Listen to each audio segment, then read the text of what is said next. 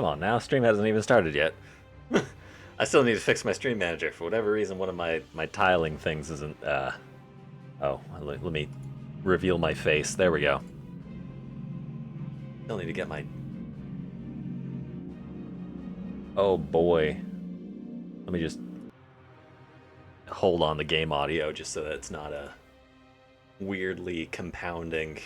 Where is... Back when we were doing the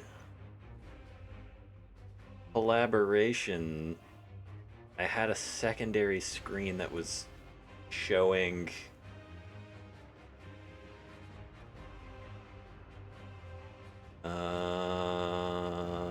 ad manager. There we go.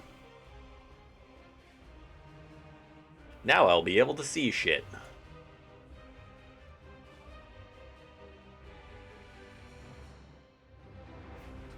See, on stream, what's going on is that y'all are just hearing the starting music, the Elden Ring OST, but me and my ass is listening to both the low droning of Lucid blocks in composition with that. Oh, wait a minute. Hold on. I don't have the right background image selected. Hold on a minute. Hold on. There we go. That's the right one. Oh, it's... The scaling is screwed up. There. There we go. I didn't bother making one for the stream together. Escape the backroom stream, but I need to switch back to the Lucid Block specific one. Welcome back from the weekend. We have more Lucid Blocks that we need to play. Still going to have to figure out exactly what the problem is with... Well, not the problem is. We're going to have to figure out a way to effectively dispose of all of the bubble bear drops in the mob grinder, because those things are going to cause problems. Because as we grind bubble bears, we're going to end up just stacking up more and more of those. And if we can't figure out an effective means of getting rid of them, then we're going to be suffering issues. We tested some things last stream. Loading and unloading the Clone of Qualia didn't do anything. Exiting and re-entering the game didn't do anything. If we go into the game now, and it turns out that those drops are still there, we're going to have... We're going to have an assumption that it despawns items based off in-game time, and that's it. And if that's the case, then we're probably just going to have to end up exploring the overworld for an amount of time, and then go back to the Clone of Qualia, and then start grinding bubble bear eggs again. The problem with that is I'm not entirely sure that time in the Clone of Qualia moves at a normal pace when you're in the main world. So that's a little bit of uncertainty to deal with. The only other method that I have dealing with all of the bubble bear drops is to shove them into storage, which seems excessive. Or trash them all manually, which would take forever. So hopefully...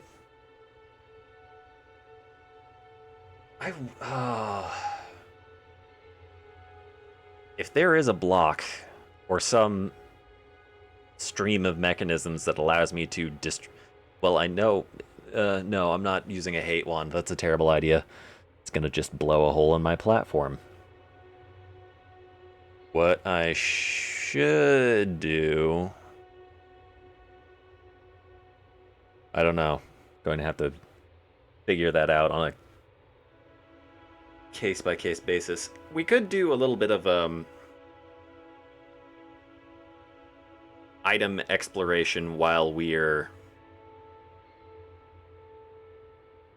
waiting for the bubble bear drops to despawn to see whether or not we can find other types of mechanisms that we could potentially use to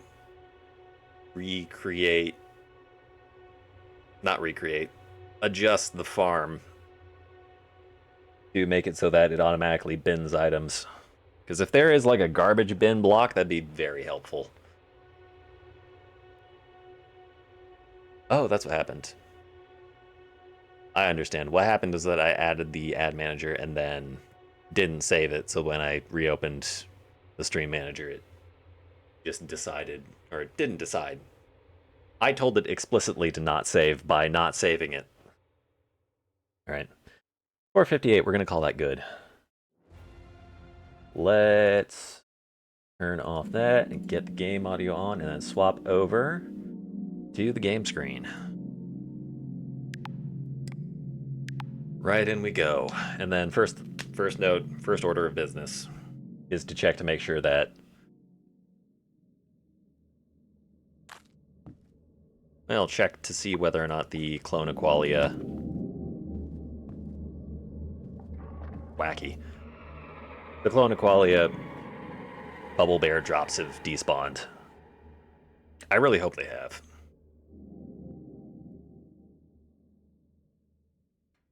Ooh, yeah. No, they definitely haven't.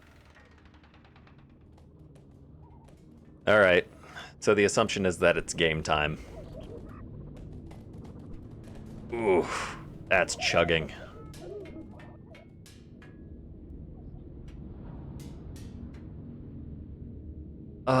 I think the only way that I can effectively deal with that is to manually bin some of it. Do I not have any? Okay, I don't have any cabinets on hand. Let me just throw this, oh dear, down.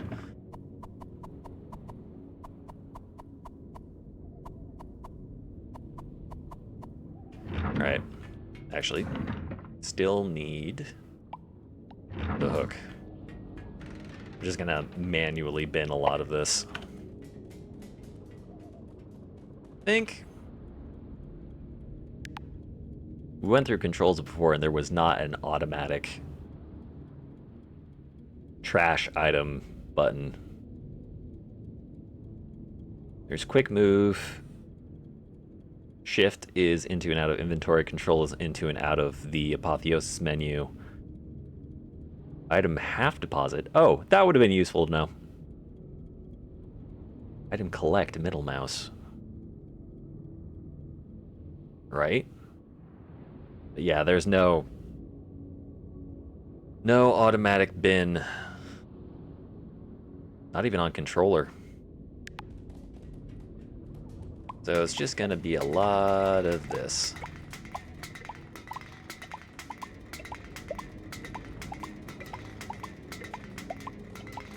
Y'all entertained?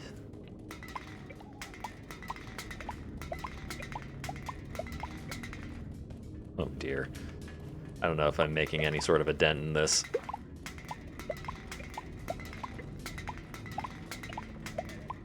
You know, it occurs to me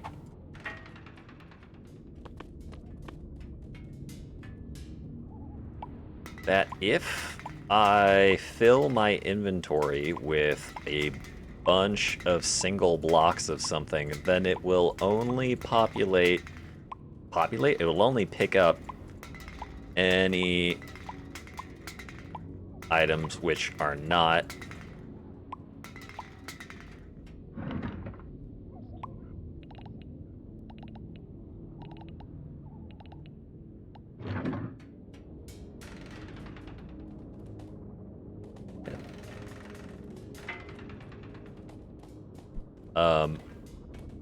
excuse me? How do y'all manage that?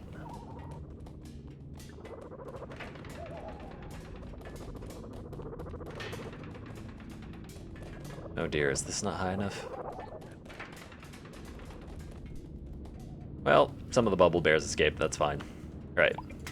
Now we only have the inventory slot directly next to the trash bin to pick up items from. Not terrible, but workable. Amazing.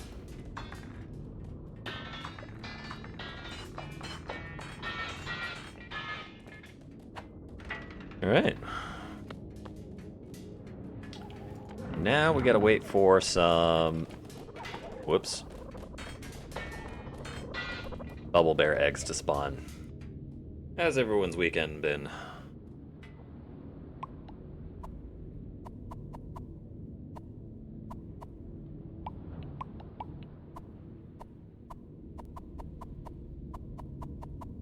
No responses, only lurks. That's fine. There's still some organization I need to do. Leaky pendant, you were already used. Try to be ride or die in D&D. Almost died. Yeah. Yeah, I didn't make it to D&D campaign. I did set up a fandom for the D&D page, but then I decided not to do any data transfer into it because I was really not feeling it at the time. There is a fandom page, so hopefully we'll have like a hyperlinked search structure as opposed to just walls of text that exist inside of a Discord chat.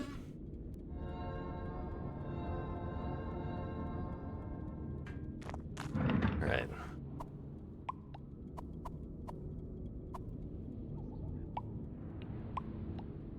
You go into my inventory.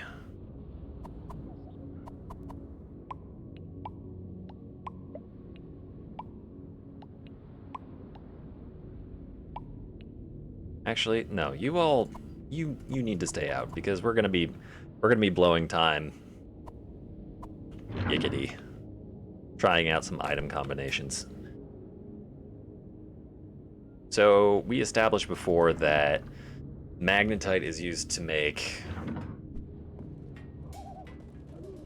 funnels. So I would imagine that magnetite's probably also used to make other mechanisms, but really need to figure out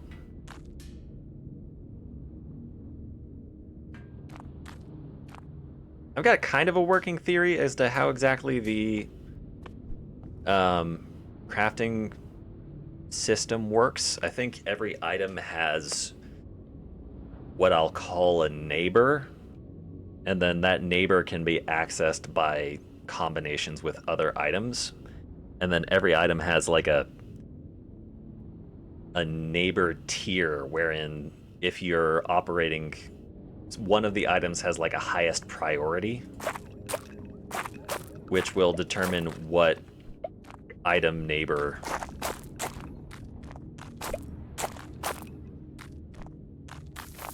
or what item neighbors you get for various item crafts.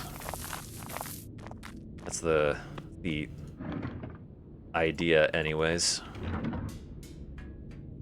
So like bubble bears have bubble bear neighbors. Plastic has plastic neighbors. I think plastic probably has a low priority because it's mostly just color relationships between the different types of plastic. But, you know, we need to actually go through and test all of this, and I don't have a good enough... My crafting list does not have a good representation for crafting trees. I don't have it in my brain as to how exactly I could make an Excel spreadsheet that has... Well, let's just... Hold on. Let's see if I got this working. Alright. There we go. Is that visible? Hold on, I gotta let stream update. I've never had my list on stream before. Oh yes, alright. It is visible on stream. So this is all of the various different crafting recipes that I've been keeping notes on for the entire time that we've been playing this game. And as you can see, it's fairly simplistic. It's just 6 items and then the output and the individual quantities and then effects. Which is useful, but it's not exactly the right structure if we want to be tracking... Let me get rid of that. That's nothing. Delete. not the right structure to be using if we're trying to find neighbors. Bubble bear egg, newt egg. Did I ever describe what that... Well, no, I definitely did craft that at one point, but I very clearly did not take note of it. So what does that actually output?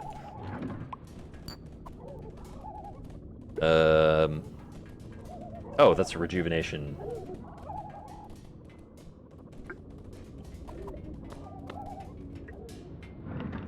Revelation nut, not rejuvenation nut. Alright. Revelation nut. That's our output. Sorry, y'all aren't seeing the game at the moment. So we need to think of a new way to structure a... What's it called?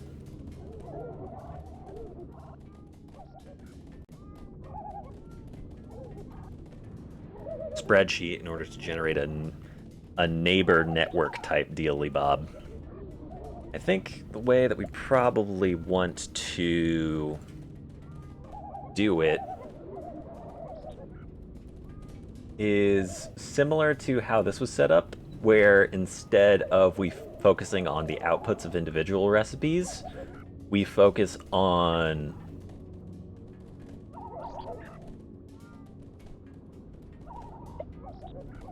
when we put an item into a crafting tree and then we try to combine it with another item,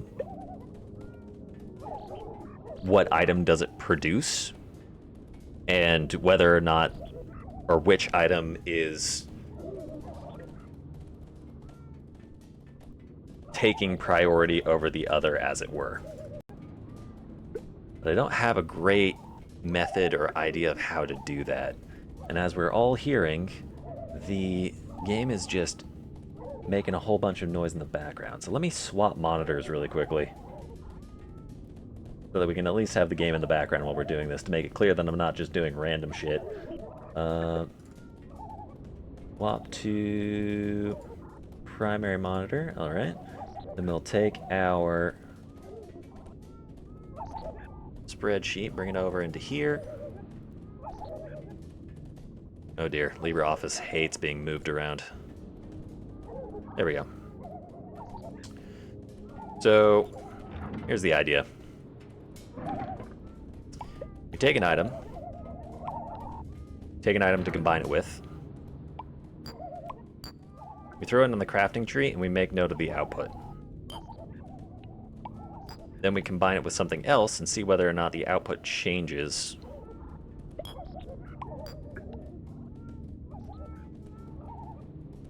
What is that?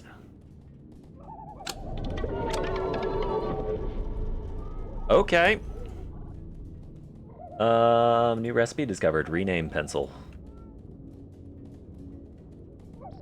This is a newt egg. And a bone? Rename pencil. Let me guess, is this like a name tag in Minecraft?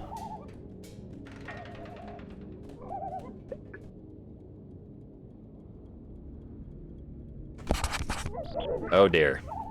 That is exactly what it is. Alright. Neat. This is definitely a tool. Let me put it in with tools. Alright. So... yeah, we pretty much gotta figure out what's going on with the items. So we know that the plastic family is the plastic family, because when we combine plastic with any other form of plastic, it just produces more plastic. But I don't think we need to be concerned about that one. Bubble bears, we're pretty aware that that's a family. We don't have much experience with the fruit fems. Newts tend to put out capsules, among other things. I think when we messed with natural blocks like stone, we seemed to see a lot of intermixing between various types of stone and then tiles. So there's just a lot of information that we need to uncover in order to figure out how this works. And the more complicated part is that we've observed that recipe outputs change depending on the quantity of items involved. So maybe there's not just a priority, but like a priority score, wherein adding... No. We've seen some recipes where you've been able to add more of a certain item up to a maximum stack, and then it just hasn't done anything. So I really don't have any idea how to represent this information in a way that makes sense. Name Mishu. Oh yeah. You can give Mishu a name while we're theory crafting how exactly to deconstruct the crafting system. I can't name Mishu. He is fully uninteractive. What a shame. Yeah. I didn't make the game, I'm just trying to fucking figure it out.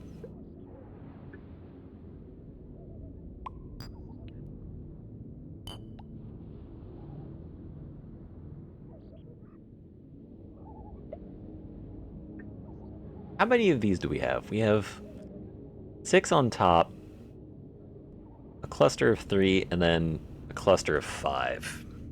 Then we have 4 lights. We already kind of figured what the various lights mean. So it's color, forget which one that one is. Like item tier, and then we didn't know what that one was.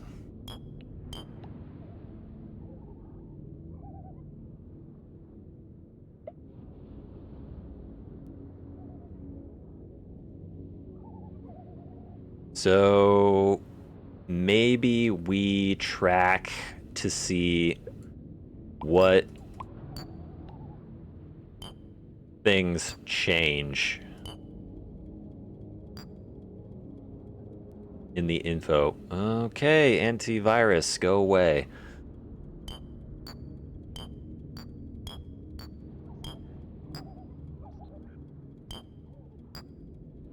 So there's very clearly an amount that these things change, right?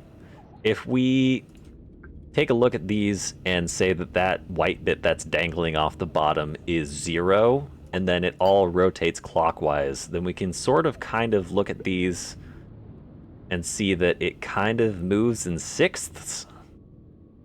Like this one is 1/6. This one's... Oh, no, it doesn't. Hold on. Maybe we say 8. So this would be 1, and then 2, and then 3 would be up and left, and then 4, and then 5, and then 6, and then 7.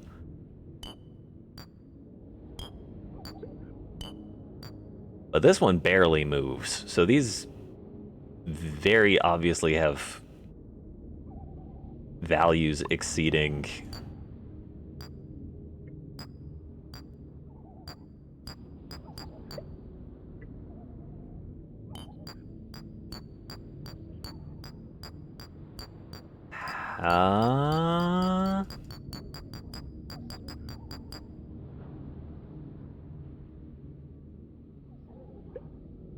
Is that a waste light?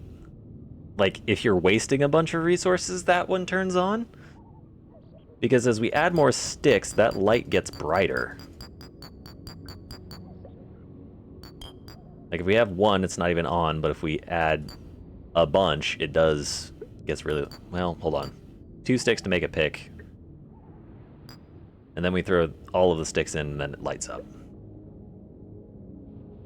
So... Color... Rarity... No, not rarity. I forget when that one lighted up.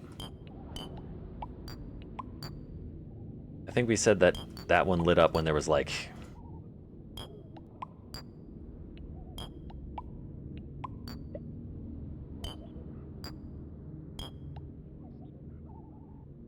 odds of finding it out in the world. I think that's what we said that one was.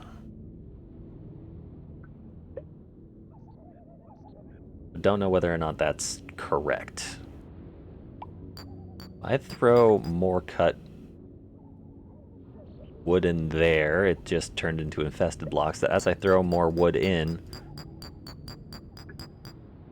that light slowly gets brighter. So I think that is waste.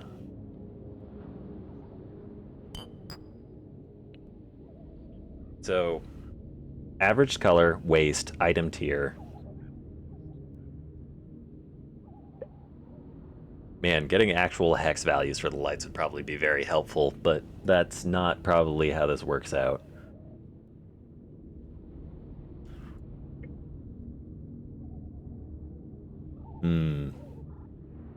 The dials probably mean something, but we have no idea what.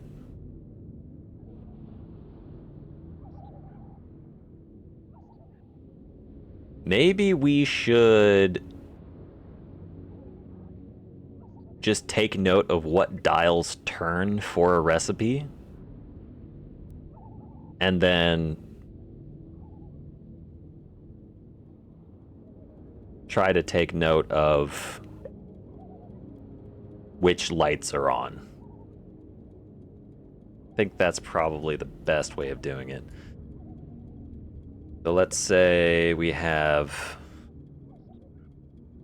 base item, mod item. Let's insert rows for quantity. And we have output, quantity, and then we have all of the different dials. Let's encode these dials really quickly. So we have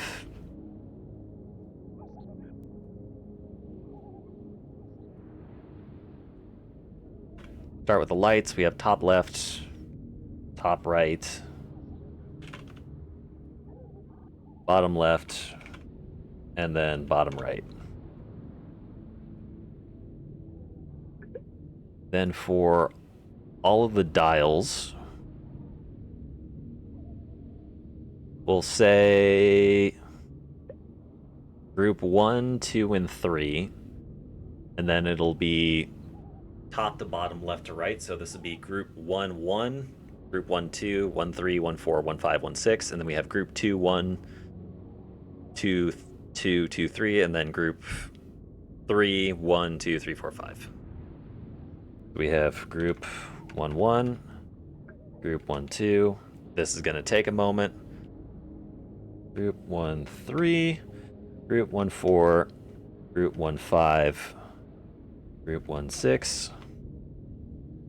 And then we have group 2, 1, group 2, 2, 2, group 2, 3, and then we have group 3, 1, group 3, 2, group 3, 3, group 3, 4, and group 3, 5. So now we have representation of all of the dials.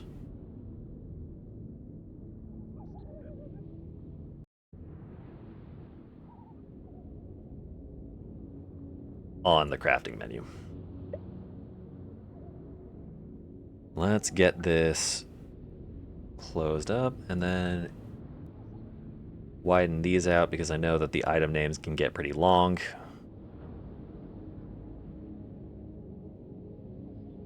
And then we can start tracking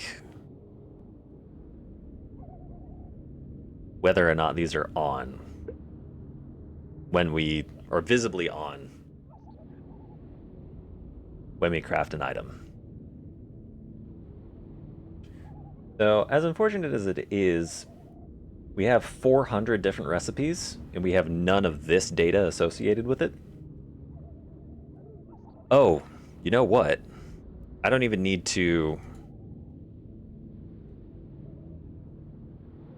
I don't need to create another spreadsheet, I can just use all of this in with the existing spreadsheet. Whoops. And then we can start tracking information in there.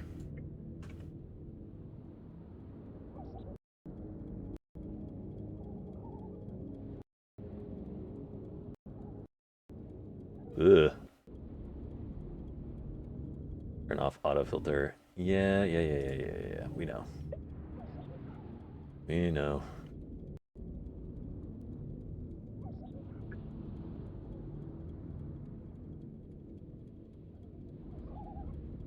All right. This is going to get rather complicated. But at least this will allow us to start comprehending. Don't save. Don't need it. So we've expanded now the spreadsheet so that it has the recipes and then all of the various... I guess I should make those a different color so that it's obvious that these are different categories. Can you stop doing whatever the hell you're doing? Thank you. Make you gold. All right. Then we get all that fixed. Let's switch back to game stream. I'm not capturing my monitor. And now let's start taking note of all of the different effects that occur with different blocks. So we'll start with cut wood.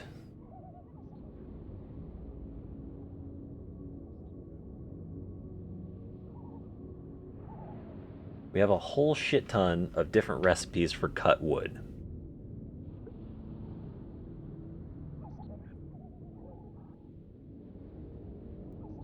And the cut wood and string recipe is, for some reason...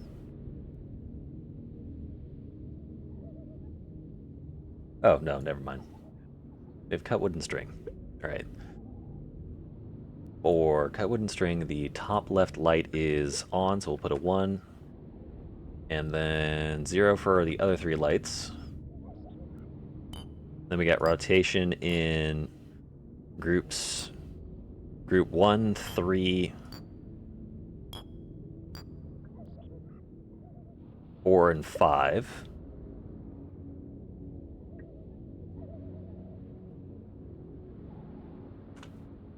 I'm beginning to realize that this could take a really long time in order to do any sort of cataloging.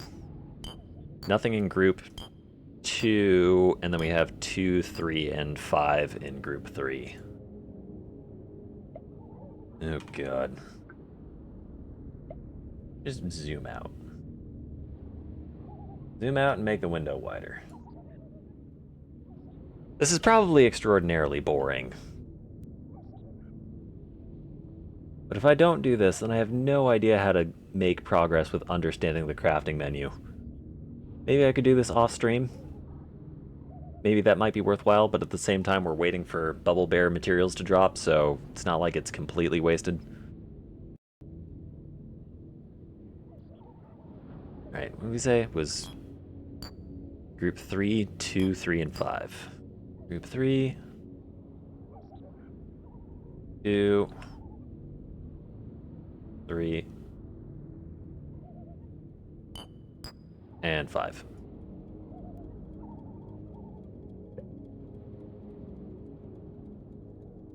Okay.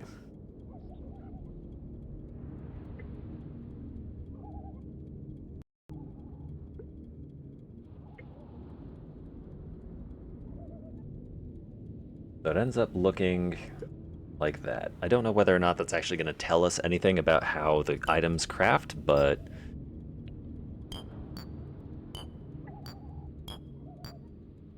Man, there is a lot of different...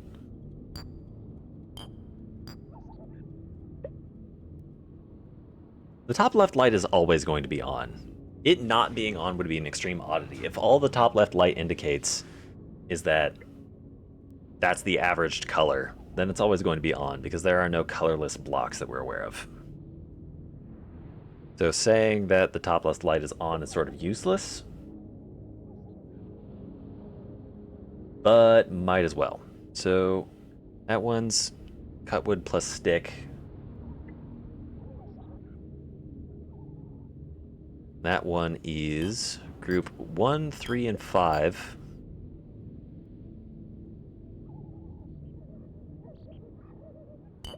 Nothing in group 2, and then group 3 is 2, 3, and 5 again.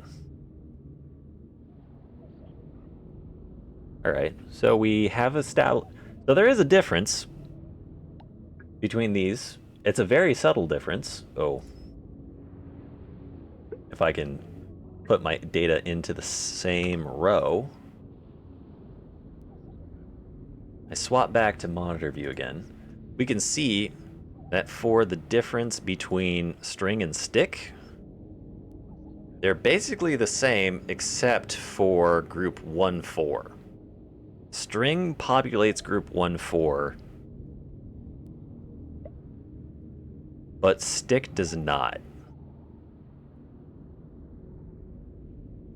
And I would imagine if I tried to combine cut wood, string, and stick, then it would switch to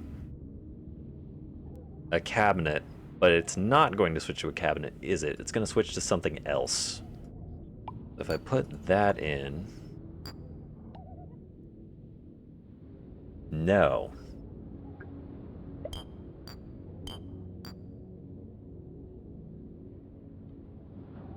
So despite the fact that the string turns a knob, specifically group 1-4... Oh, wait a minute. Oh god, they have negative values. I put the stick in, these knobs turn, yeah? These knobs turn. When I put the string in, group 1-4, that moves. But when I take stick in and out, 1-4 goes backwards when I put it in. So the items have negative and positive dial values. That's going to cause some problems. Well, actually, no, it's not going to cause problems specifically. That means that different items have different dial values. And the actual dial values determine what gets crafted. Yeah? That makes sense, yes?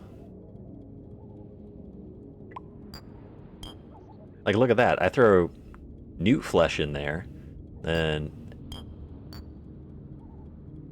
group 1, 4, and 5 go down to almost 0. Group 2 moves for the first time that I've seen. Maybe that indicates food. Or maybe this group 2 indicates tools. I don't know. No, it wouldn't. Group 2 wouldn't indicate tools, because if it indicated tools, then wood pick would show up.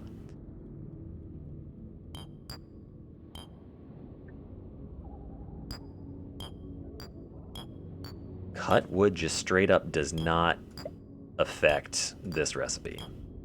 We should find a recipe that shows all of the dials in a non-zero orientation, and then add items to and from the dial. I think that the way that we were going about it before was wrong.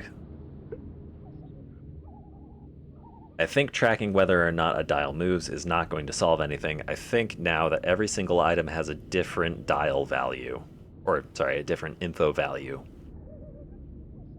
that either adds or subtracts from the dials, and then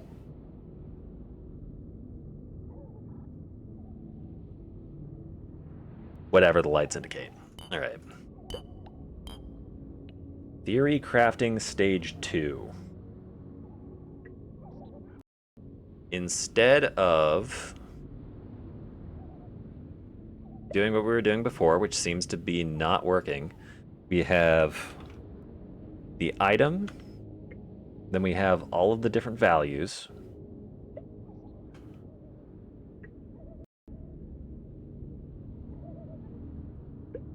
Then we do what we were planning on doing before, except this time we find a... God damn it, can you work? There we go. I hate Microsoft, but LibreOffice really does suck.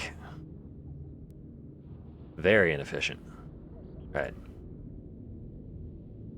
Step 1. Find an item. Sorry, no. Step 1, find a recipe that turns all the dials. I think the best way of doing that is probably going to be to find a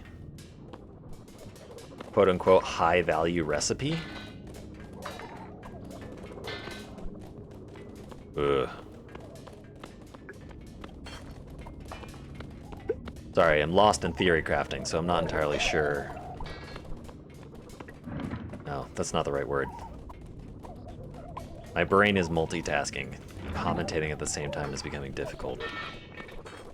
If we have a recipe that we know turns all the dials and it is less than 5 items long, then we can input items as much as we want and then see what effect that has on the dials, and then we can do tracking. Oh man. If the dials only showcase a percentage of some maximum as opposed to a total score, then it's going to be tricky, because if we add more items into the apotheosis crafting and then add a 6th item in, then there's a potential that the dial won't move very much.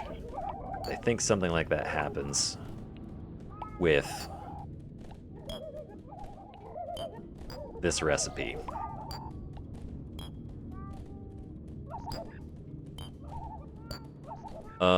That's really confusing. Oh no, it's not. So both the cutwood and the stick have a negative value for group 1-4. And when the string isn't in there, it's at 0. But when I put the string in, the string goes up to whatever that is. This fucking thing being pixelated makes this entire...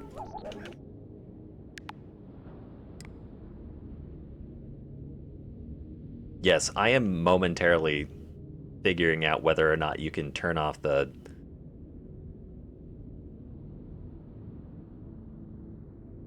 No, you can't.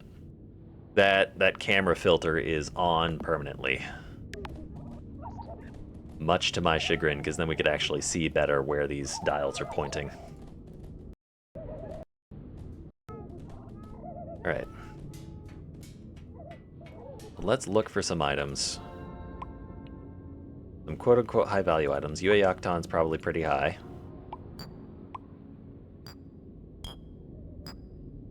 Right? That gets a little bit of movement out of most things. Doesn't get any movement out of group 2. 2. Newt Flesh gets movement out of group 2. 2. We have 2 dials that haven't moved, and that's group 1, 4, 5. Wood doesn't move that. Ring doesn't move that. Stick doesn't move that. Bone didn't move that. We need something that moves group 4 and 5.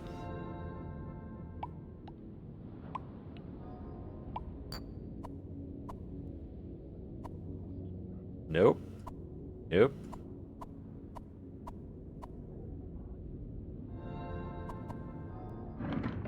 How about one of these materials?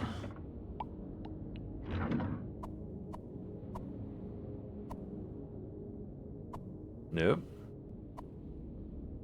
Well, plate moves 1-5 a little bit, but not much. We should really look for high value movement items. So we've established that either Yue Octon or the ball wand is moving things a lot. Let's get... I think if I remember correctly, wood is not particularly valuable in terms of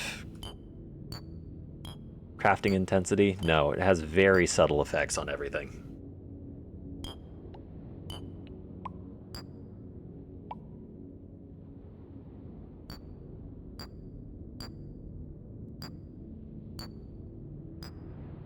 Okay, so Yue Octon has massive effects on...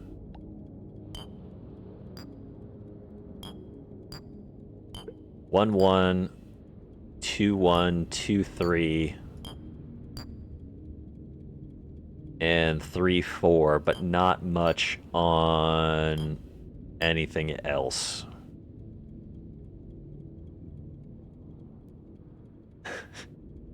This is just gonna get more complicated. All right. Yue Octon.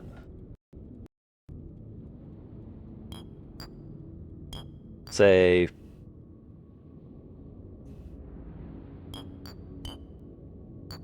Oh, no, it's... Wait, hold on. No, I'm losing my mind. Oh, right, I can just use multiple items in order to more accurately gauge what's going on. So wood really isn't affecting the value of Yue Octon much. So we can pretty much surmise that all of these stats are basically belonging to Yue Octon. So let's say that Yue Octon is... And we'll pretend like a full rotation is 100. So Yue Octon has 50 G1.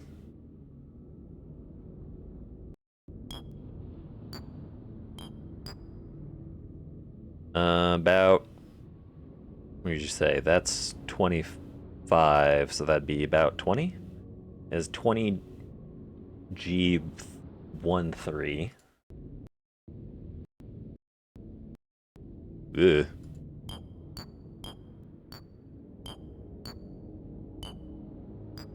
has basically negligible 1-5, but not nothing, so I'll say it has 5-1-5. Well, actually, no. That belongs to the wood.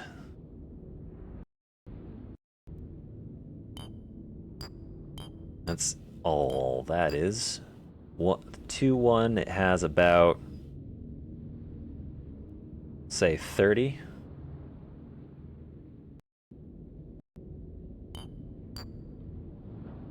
For 2-3, it has about 75. Man, this really sucks.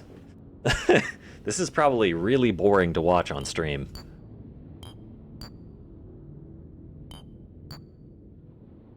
$50, $75. That one's about 2/3 of the way through, so we'll call that.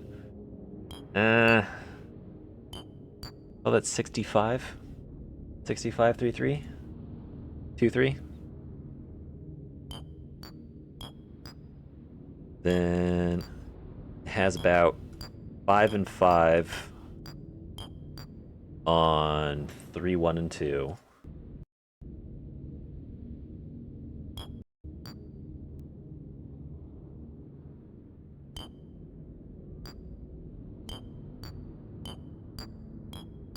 Wood is not affecting it on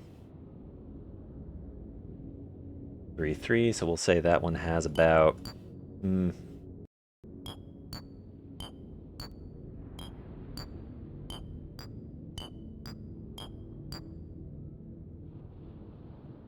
Say that one has about 10. No, it's about the same as 1 and 2. I changed my mind. It's 10, 10, 10 for... What the hell? 10 and 10 and 10 on 3, 1, 2, and 3. On 3, 4, that's about 50. and then it looks like cut wood is a negative. Then on, oh my god, LibreOffice hates existing. That is so annoying.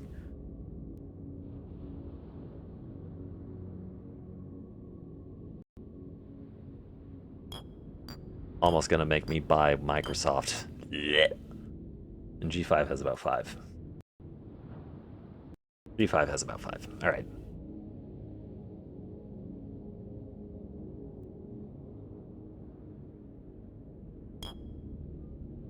Interestingly, we do have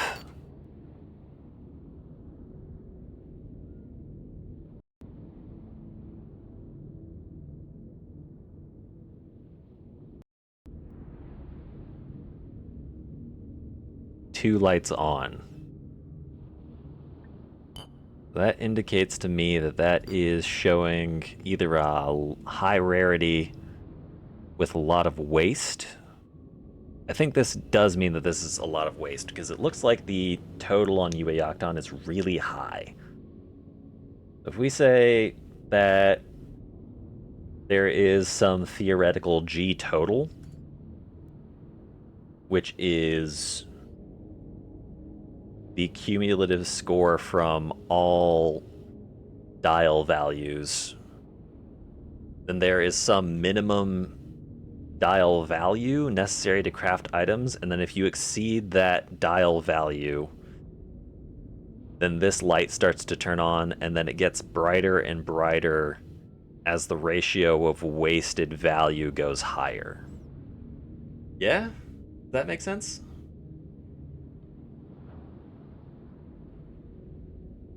We'll say that the G total on this is... Oh dear. Give me color, please. Actual color, not whatever the hell that is. And that's going to be some... Oh my god.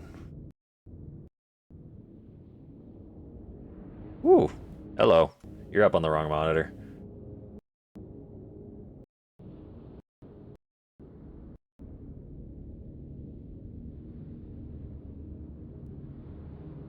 Hello? God damn it. That's annoying. Alright, function. Thumb.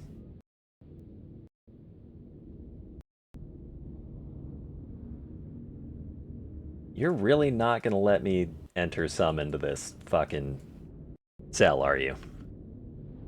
Thumb.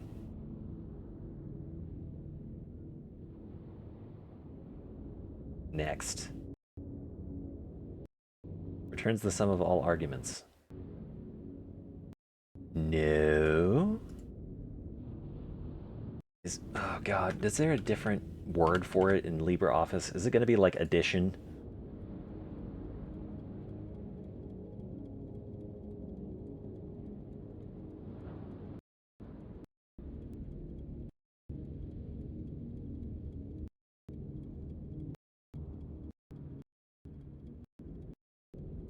Dim sum, D sum, sum square.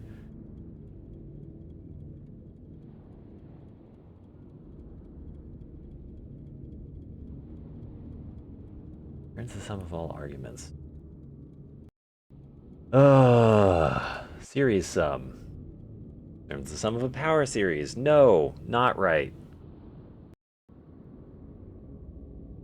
Right, what if we just say it gets...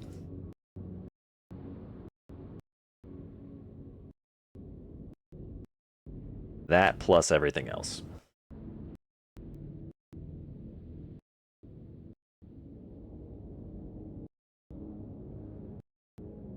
An annoying way to have to notate it, but it's not doing anything else. All right, so we'll say that the G total of UA Octon is 250. Holy shit, this fucking application is going to drive me nuts. Now, if only we had another low value item so that we could identify whether or not UA Octon had any low negative values.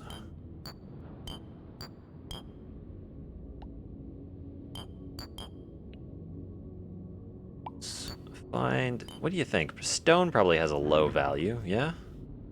It's everywhere? I have like a bajillion pebble blocks. Whoa. Looks like pebble block actually has fairly high values.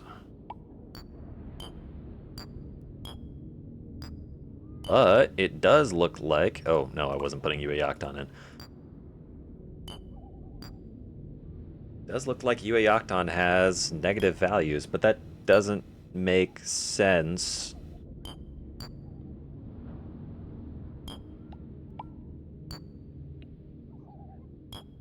Hold on. When there's just 2 cut wood in there, it's not crafting anything. When I throw UA Octon in, it increases the value of G 3.1 and 3.2.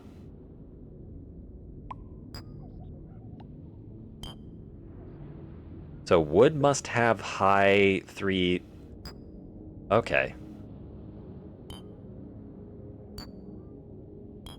So it's actually wood that... Wood or... Oh, God. Thankfully, wood scrap isn't seeming to affect as much. So if I just have... Oh, this sucks.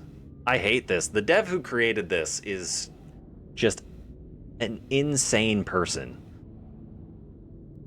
Really, this is the hint that you give. This is atrocious. So wood has a positive value for these different things. Pebble has a significant negative value for these.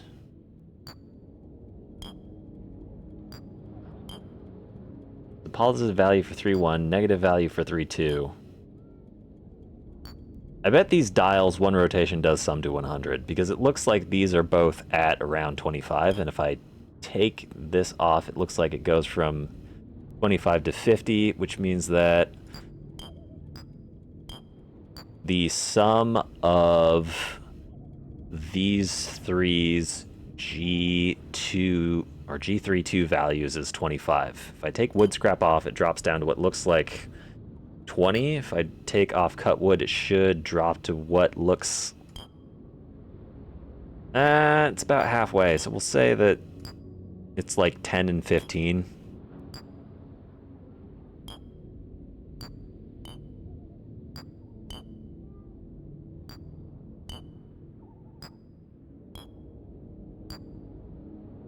Oh, I hate this. This is annoying.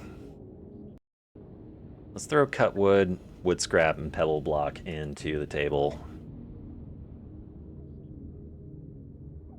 so we can start doing some Sudoku with this bullshit.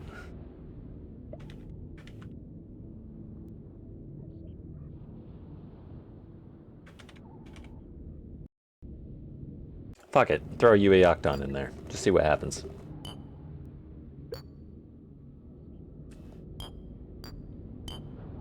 So now we take cut wood out,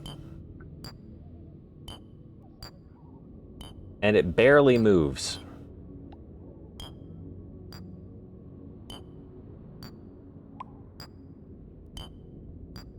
As opposed to before,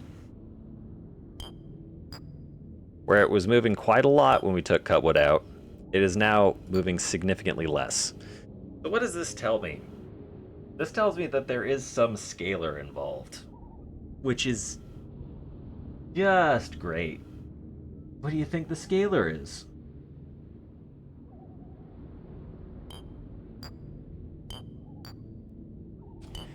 Could be averaging.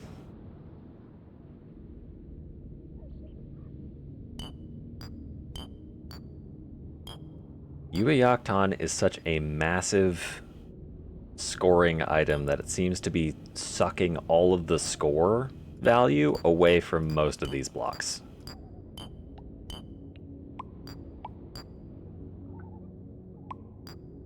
I don't think there's probably anything I can throw in here that's going to significantly impact this crafting recipe. because of Yueyaktan's ridiculous score. But what I am losing my mind about is that there's very clearly a scalar.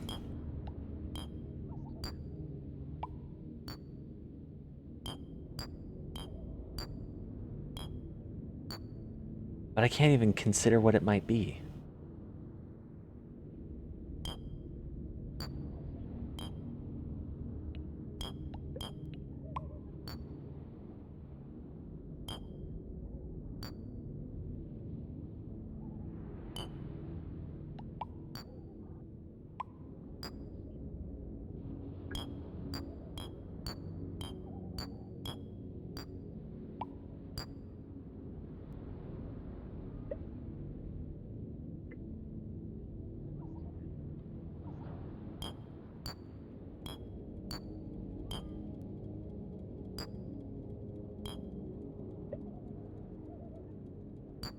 Did we say that Yueyaktan had a 2-5 or a 1-5 value?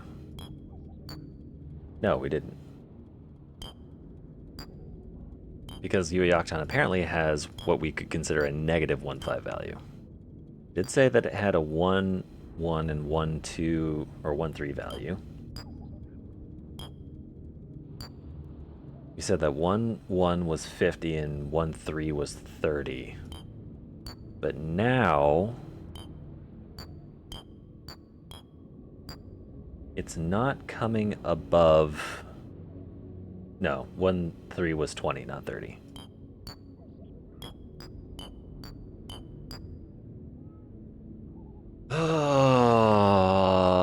This is making me a little loopy.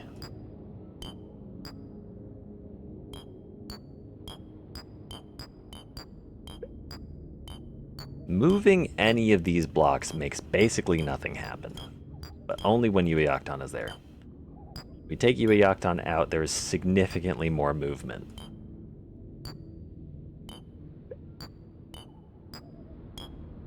But looking at 3-2, there is movement regardless of what block that I take out of this equation. That includes Yueyaktan. So all four of these have a non-zero 3-2 value. But we see a lot of movement with 3-2 when Yueyaktan is not in the crafting recipe. We see basically none when it is there. Now, why is that?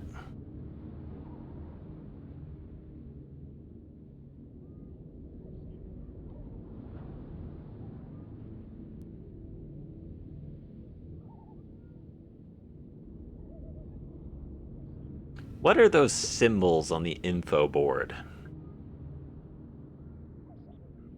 This says info. It's basically impossible to read, but that is what this says. And then there's these two sets of 3 lines, and then this sideways hat.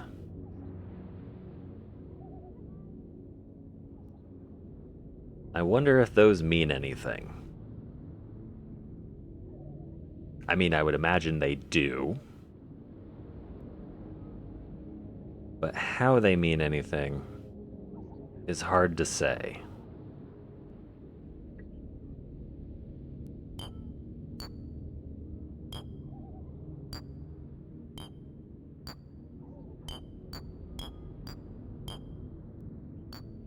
Would you say that on the whole,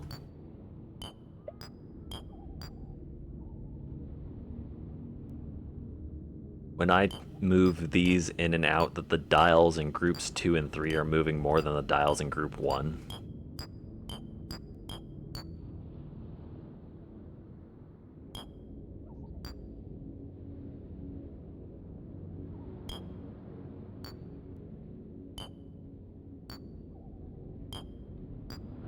Maybe 1-1 and 1-5 do something very specific, because these 3 lines are attached to explicitly 1-1 and 1-5. Now, when 1-5 is low. Taking things in and out does not seem to affect group 3 very much. But when 1-5 is high, things in group 3 seem to move a lot more. I wonder if that's related. Ball wand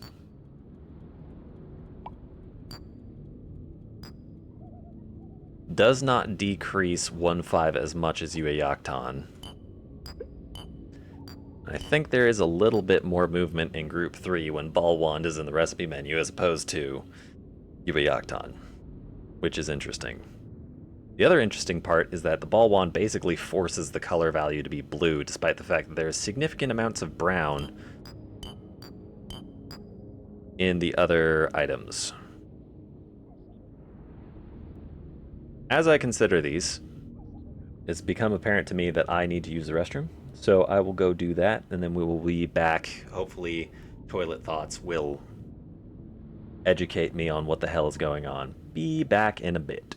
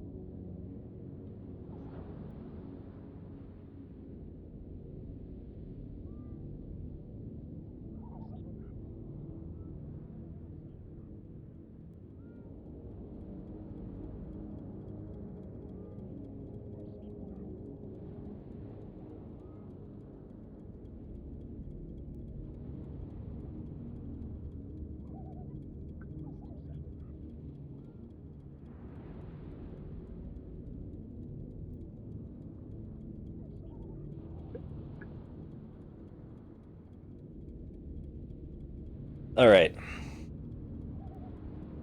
Toilet Thoughts have spoken to me. You know what Toilet Thoughts said? Toilet Thoughts has told me that if I really want to figure out the crafting system, I can do that on my own time. It's not particularly important for stream. That is what Toilet Thoughts have told me. Most of our purpose in waiting around here is waiting for bubble bears to produce eggs. They have since produced a whole shit ton of eggs. The purpose behind getting eggs is to get... Oh, hi, Otter. The purpose behind getting eggs is to get levels, and the purpose behind getting levels is to get more pendants. Where is the pendant? There's the pendant.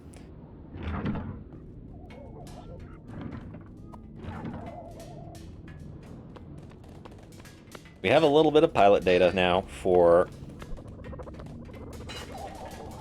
the crafting system. We do suspect some things. It's because you just constantly throw in fish names, and it's the same two fish names. Oh dear.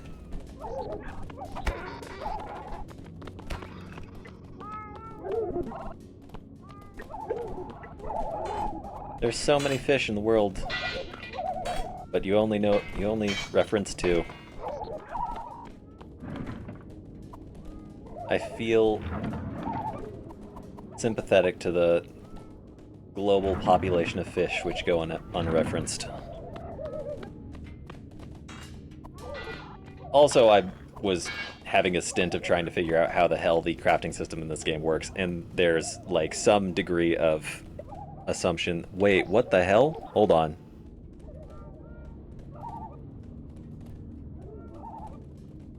What? Is that like a weird lighting thing? Okay, that is a weird lighting thing. Okay, so there is actually linkages between all three groups. So there are 3 lines that exist. There was a third set of 3 lines which was not obvious. There seemed to be some linkage between the different groups wherein there's different multipliers involved depending on the values of different dials.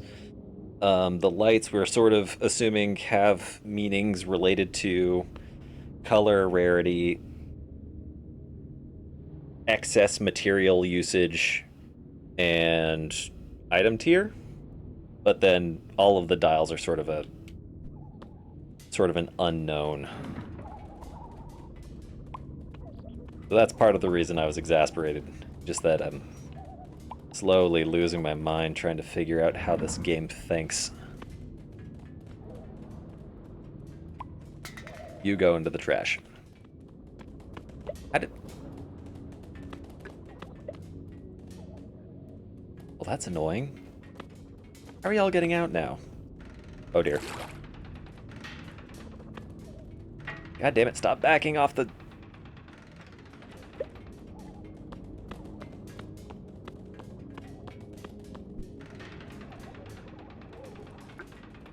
You should be high enough for me to be able to get on top of. You're 3 blocks tall, but you're still saying that I'm not... Yeah, whatever. We have our bubble bear eggs.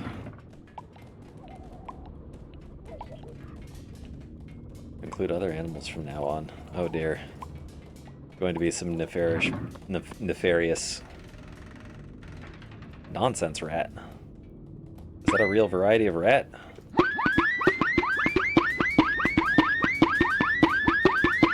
Or am I merely speaking nonsense on a regular basis? I'd imagine both are the case.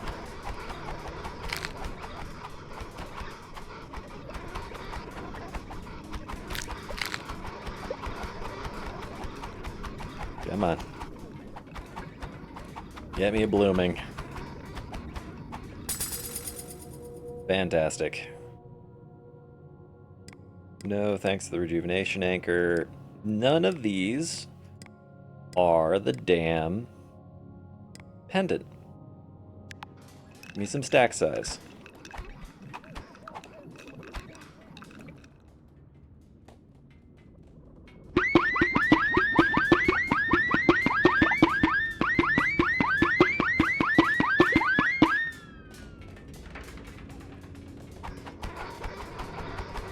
How many of the rosary beads have we gotten?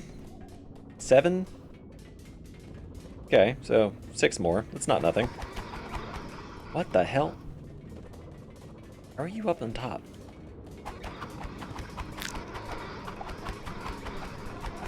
That also means that we basically need another 6 bloomings. That's fine. I have another Azrael in there. This is why you pay attention to your tool durability.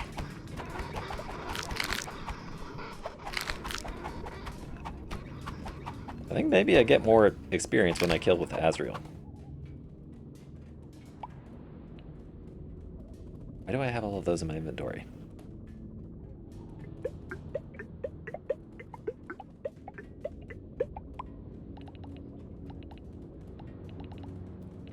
There we go. That should prevent things from getting in.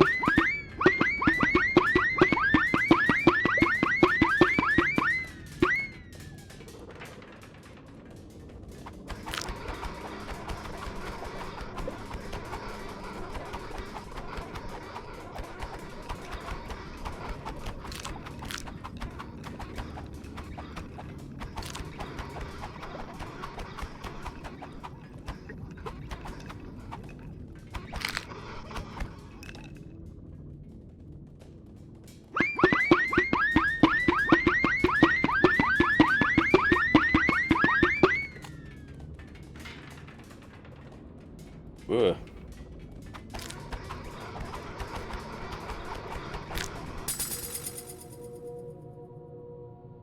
Faith Leyline pendant. Good. Oh dear.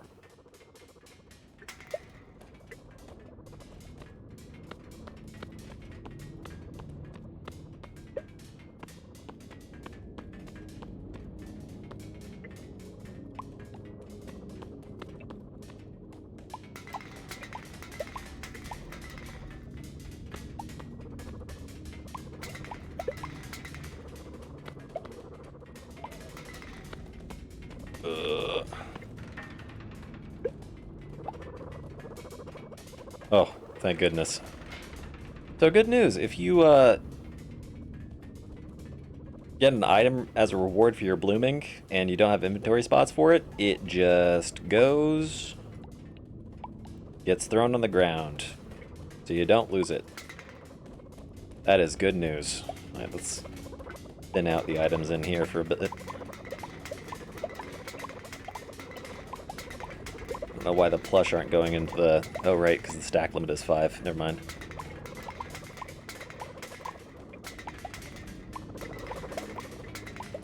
With every trashing, I can feel my frame rate improve.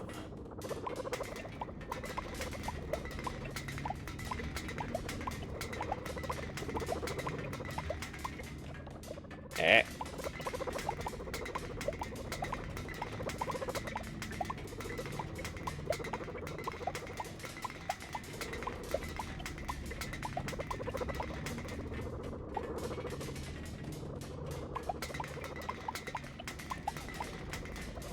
There really should be an item that just allows you to trash everything that drops, and if there isn't, I recommend that to the devs. Then again, what I'm currently doing might not be in the spirit of the game, so if it really isn't, they'd probably go, you know, you should really just explore for all of your discoveries as opposed to grinding bubble bears. But that's not the engineer's mindset.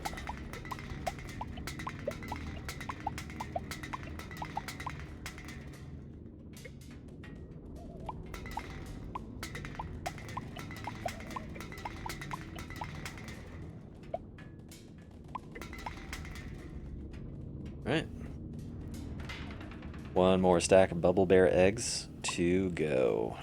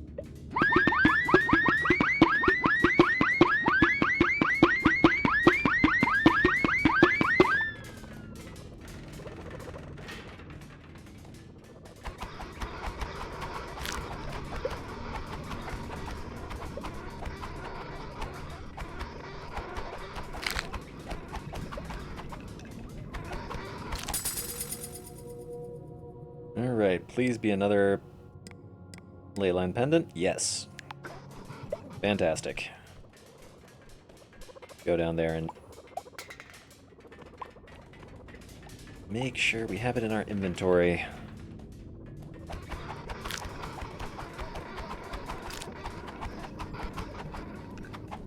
There we have it. 2 more pendants. I think we have 3 now, so that's halfway towards the 6 remaining pendants in order to complete the rosary. We should get maybe 1 more pendant from actually going to ley lines. Kind of depends on what our rewards are.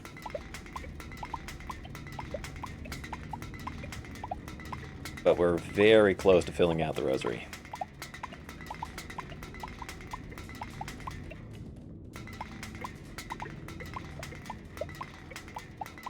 This is ridiculous.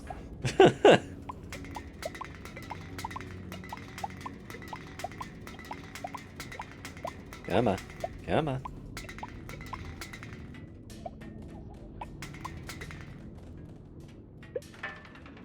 Alright. Last little round to clean up.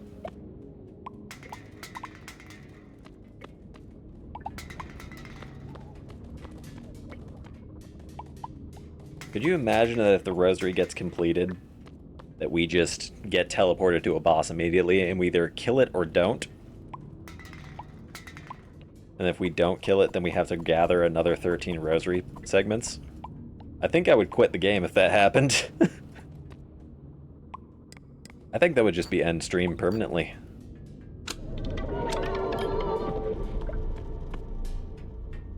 I would lose my mind.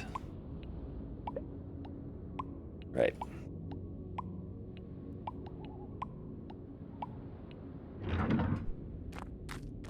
Back into the overworld once I grab... Well, no, I don't need... Whoa. I don't need a new metal hook at the moment. I think we're mostly traveling through the plastic layer. So, actually, no, we were traveling through the island layer, so I'm probably going to need to go back to get another pendant at some point. Oh right, that was another thing. Unidentified foliage, need the foliage picker.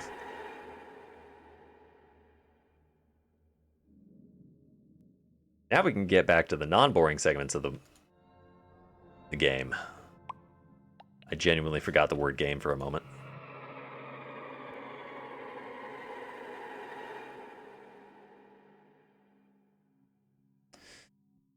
Multiple loading screens. Oh, okay. Just some literal stars.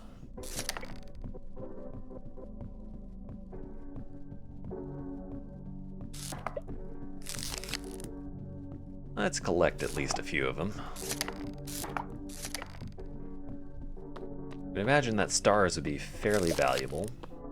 Or have a large, I don't know, group total?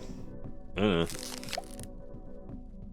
Still need to figure out what all is going on with the crafting menu, but I think doing it on stream is going to be extraordinarily boring, so maybe I'll take a look at that off stream when my brain is more available to do so.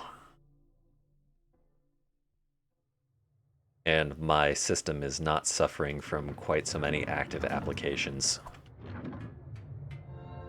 Foliage picker, you go back in there. Grab my dirt. Might as well get that other hook out of storage wherever it is. Oh. There. 1 almost broken hook. 1 slightly less almost broken hook, and then a fresh hook.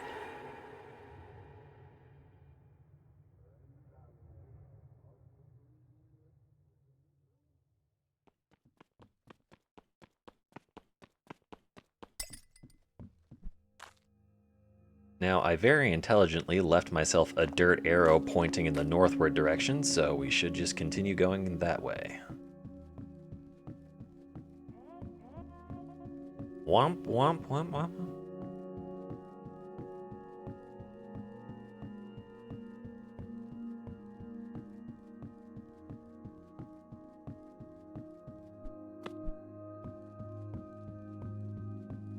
Alright.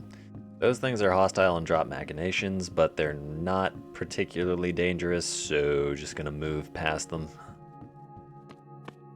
Don't care about whatever's in that cardboard, because it seems like every piece of cardboard drops the same thing. Is that a new biome, or is that the biome where we came from? That's a... Whoa, hey. Bad boy. Thank you for the machination. I think I'm actually going to have to use that in order to get across here, because... Oh, no, never mind. Alright. Well, let's...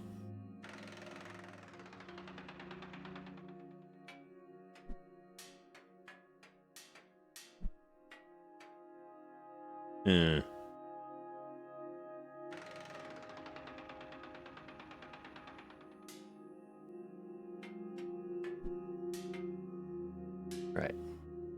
This should be a nice direction to catapult up, and if the hook breaks while we're trying to get up, then we should be able to use the glider glove to get back down onto the scaffolding.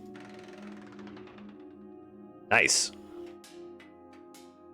Once again. Nice. I think this is a whole bunch of metal block. Absolutely a whole bunch of metal block. Now, if I didn't already have a shit ton of metal block, I'd stay here and harvest some, but I do, so I'm not going to.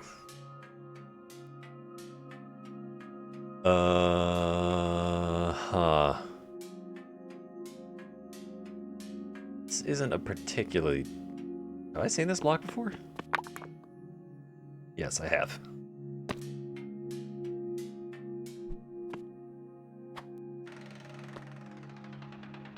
Right. Relatively safe. Let's catapult up to the top here. Nice. Hello, Boyd. Always nice to see you. A nice little mountaintop plateau. Well, this isn't a plateau, it's a little hill. A grassy knoll. Is a knoll a hill? Oh, you can't be serious. I can't make it across that gap.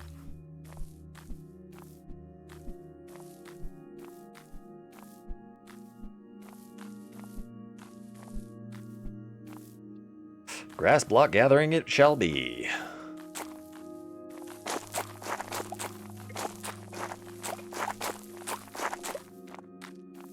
Let's not get close to the edge. That seems like it could result in my death.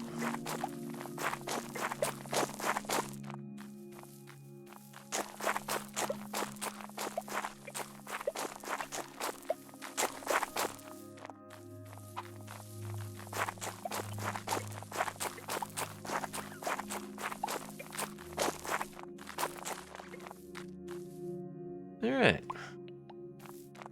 See whether or not that's enough to make it across. Or at least get close. Hopefully nothing tries to kill me in the meantime.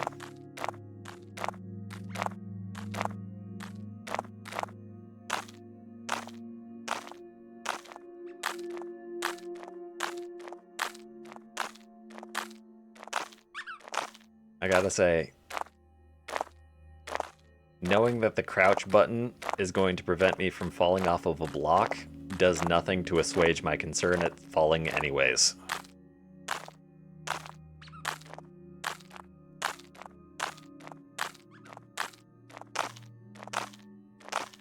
Ooh. Nice.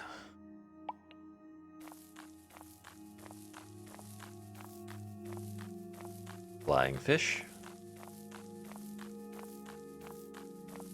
Please don't tell me I have to... Okay, good. If I had to block across that gap immediately after blocking across the previous gap, I was going to condemn world generation.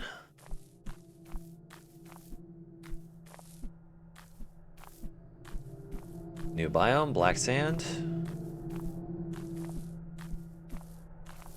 Come on, let me up.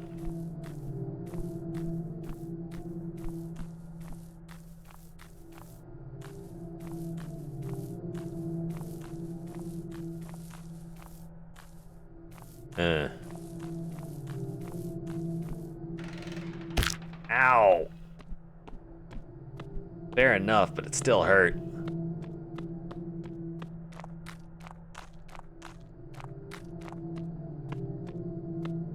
Uh-huh. You're gonna make me dig it, or make scaffolding across again.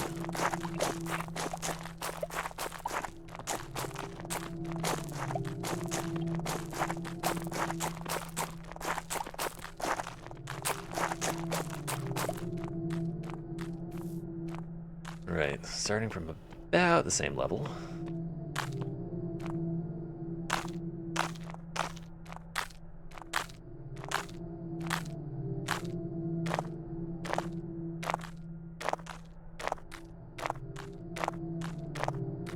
I feel like if you have vertigo, this game is basically impossible to play. Because you're just nearly constantly looking down into a bottomless abyss. Is that another ley line building? I think that's another ley line building. Not that I can see the entrances. Ooh.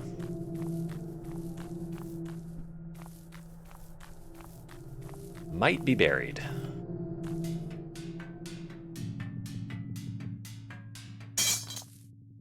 Hello?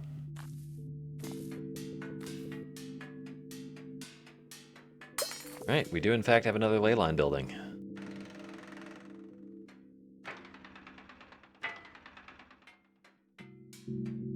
This one is definitely untouched because I have not mined my way into here before.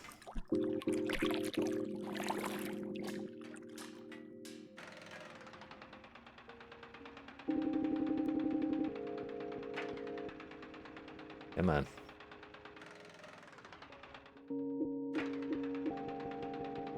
Right. Quick draw. 3, 2, 1. Ow! That's okay.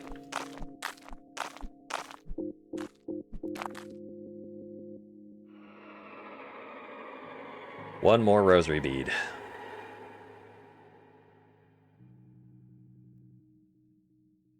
What fever dream are we gonna get now? We are going to get another jumping puzzle, and I am going to cheat once again. Because... yeah, no, that's... I'm not doing this legit. Are you out of your damn mind? Give me that hook shot.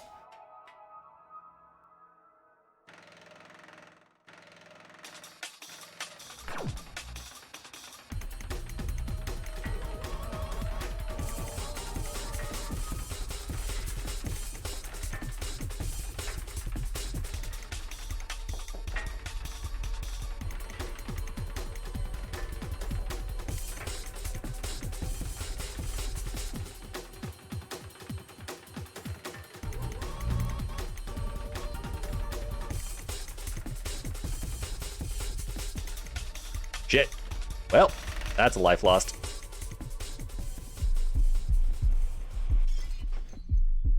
Don't be greedy. Your aim is not good enough to make it across like that.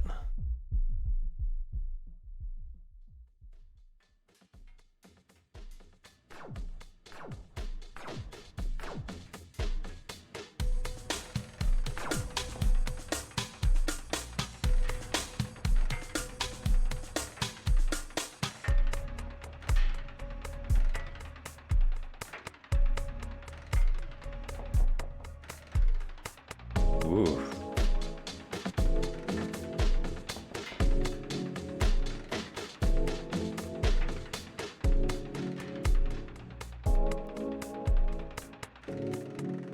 Shit! Okay, that's just too far to actually be able to make it across. I swear to God, if I fuck this up.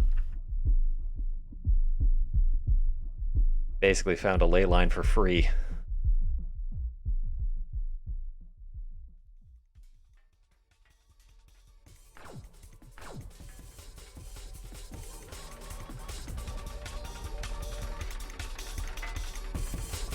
Okay, don't get impatient.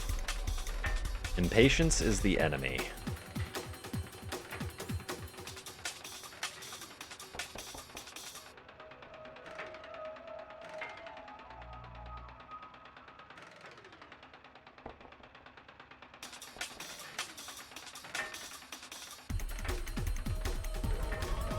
We go up one at a time. Taking careful aim each time.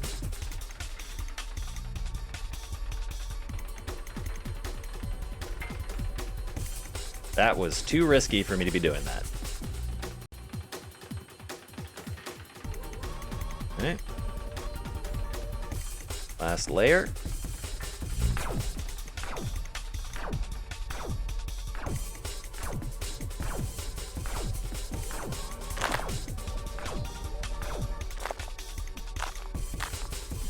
There we go.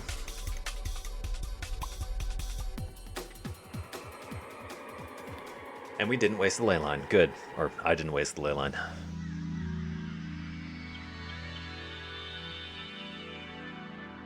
I actually just don't know what happens if you completely fail doing the minigame. I'm assuming it boots you out of the ley line and consumes it without giving you a rosary bead.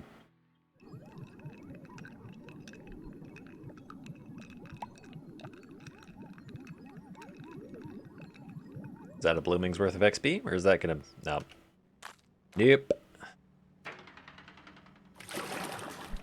Not gonna let me have that one, I see. Let's get out of here.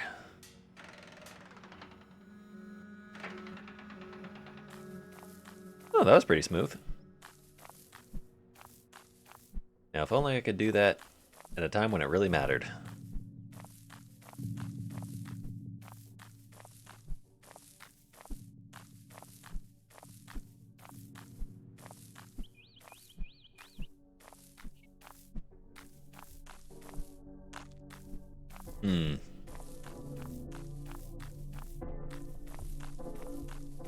I get a feeling that I'm going to be hard-pressed to move north shortly. Yeah, that's gonna be a little weird. Right.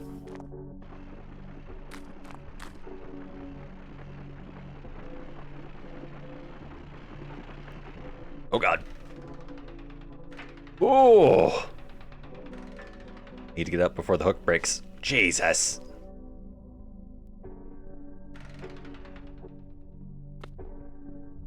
That was almost very bad. I have never seen this block before. What are you? Tiger stone. Sure, makes sense, I guess. Collect some samples, as is our right. Preferably not collecting samples over the abyss, preferably going over to where there's ground so that if I screw up walking, I'm still fine. There we go.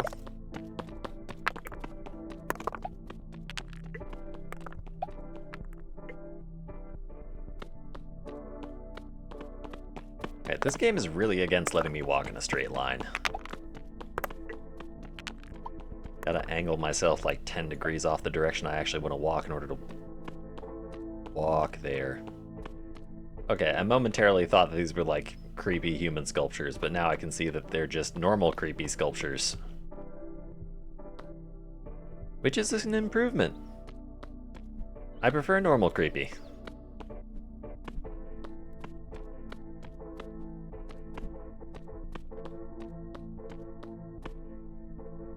Right, I am not able to crouch my way around these.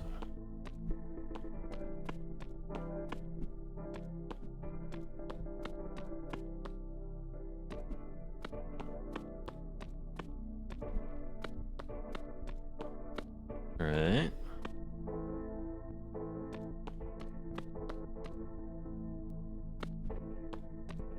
There is no due north from this position.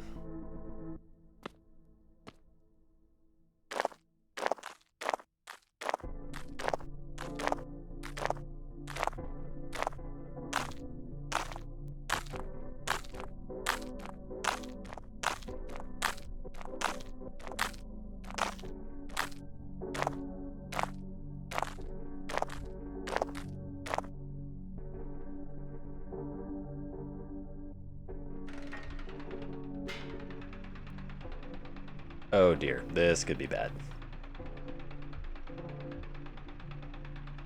get ready to switch the glider glove very quickly.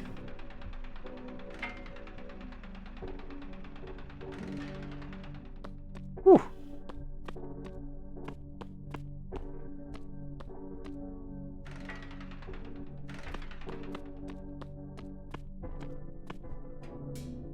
This is new. Is this gold?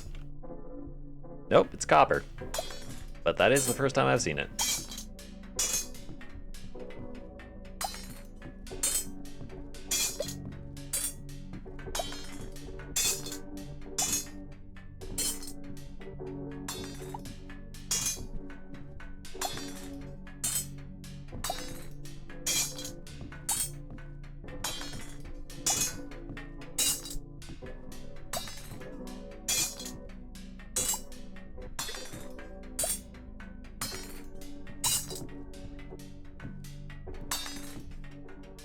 I think there's a cosmic block layer underneath the layer that I'm in. By cosmic block, I mean... Is that a galaxy block? Nope, it's a petal block. Never mind. I've seen these before.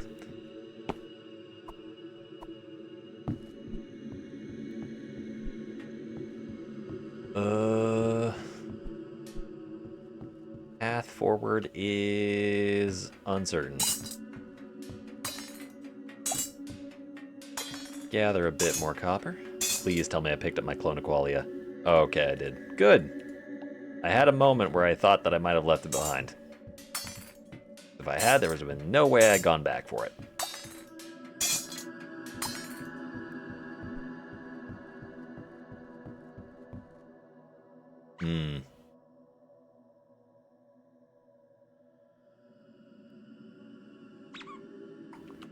Well, that's kind of a way across.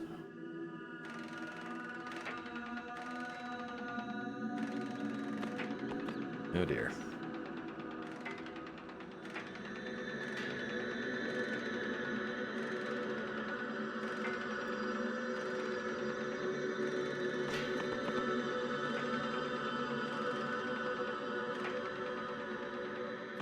Ugh.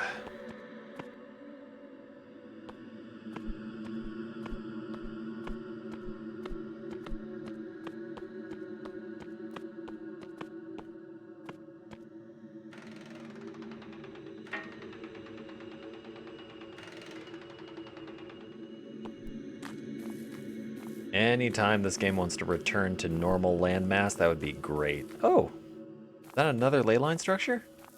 It is. Fantastic. That's, what, 2 for free? So we're guaranteed 4 now, basically. If we get another pendant, then there is nothing stopping us from getting all of the rosary pieces potentially this stream.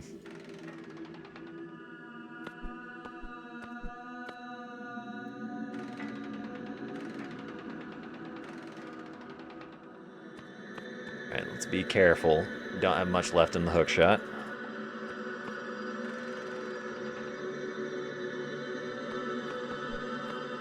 Oh, where's the top section?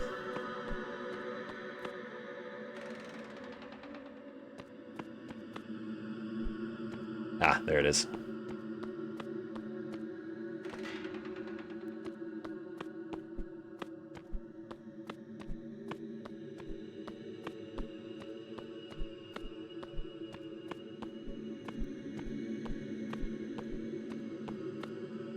Alright. Hop down.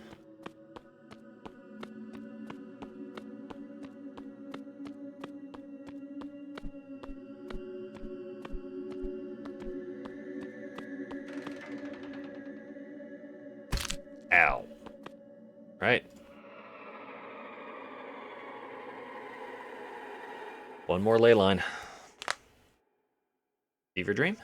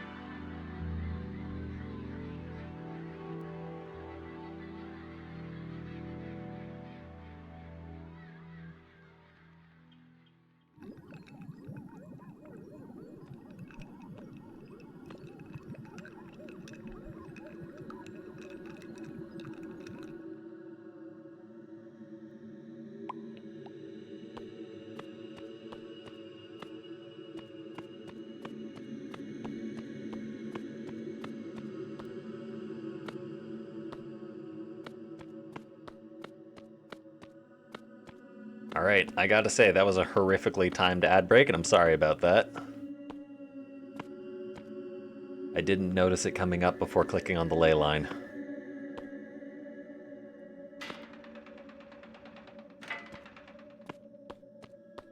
Let's...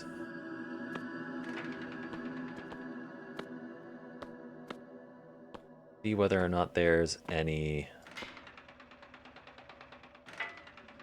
anything below. Okay, there is. I did that. Yeah, you run off the ledge. You were trying to get me.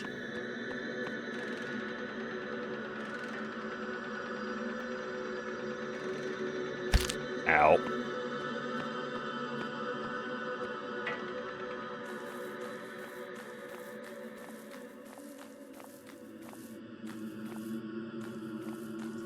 Alright, just gonna go along the underside of this place to avoid getting exploded by the orange guy.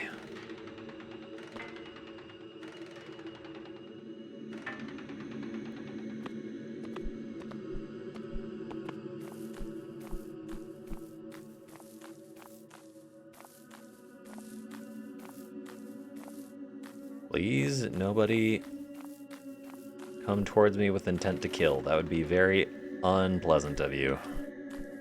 Good, thank you.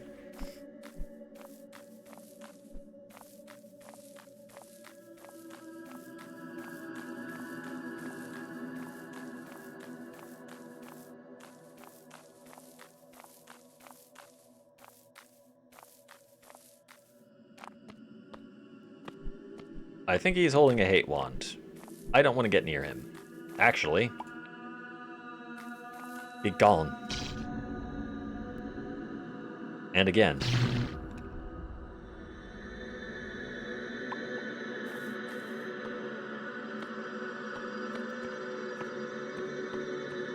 Yep, I was right. He had a hate wand. And this is why we err on the side of caution.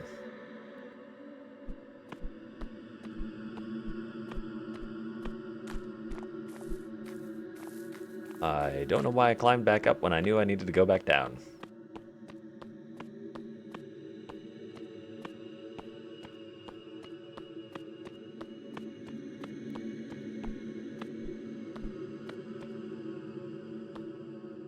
Okay, so we have a weird biome down, and then we have a different weird biome up.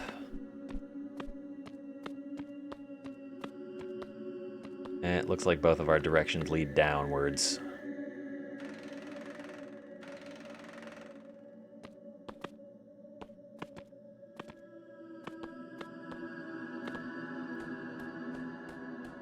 Is this plastic? Yep. This is entirely too dark for me to be able to do any sort of mountaineering. Jeez. So let's explore the... That's wheat. Wheat and grass. Who knows? Maybe there's a... I don't know, that's not wheat. I think that's lavender. And we are on top of some kind of metal. Yep. Don't hurt me.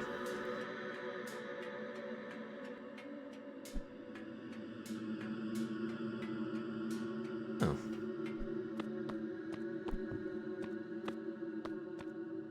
Interesting. Looks like this building got cut in half.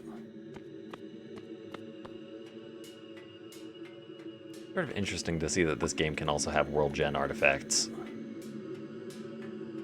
That being said, they present less as artifacts in that case and more as just sort of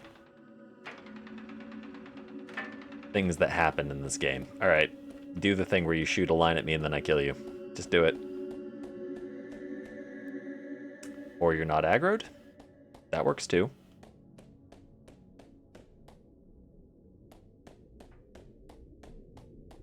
There was another house over here. Is this the same kind? Yes, it is. That's just gonna have more cardboard boxes in it. So we're just gonna have to wait here until it gets bright enough that I can actually see enough to do any sort of Grappling hooking. Oops. There we go. While I'm here. Oh. Nice.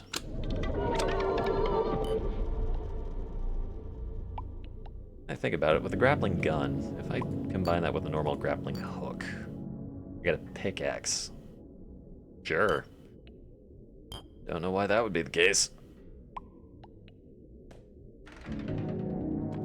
Okay, you are shorter range, but more snappy. Actually...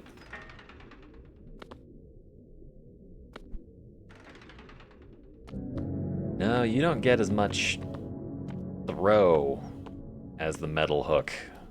The metal hook is still better in my opinion. Come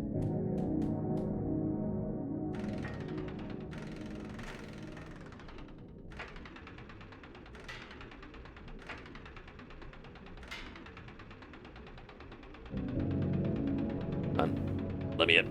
Let me in. Yes, alright.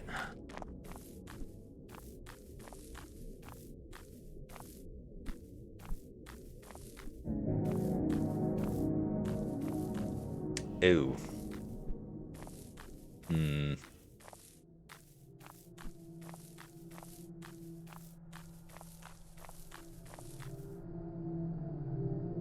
It's like it's going to be a little bit of a hop, skip, and a jump.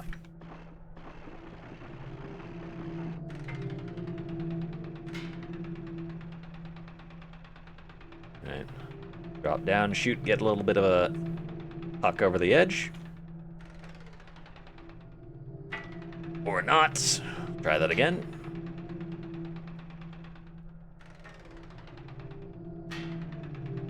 Alright, you're just gonna not let me up, that's fine. Figure out my own way to get up. There we go.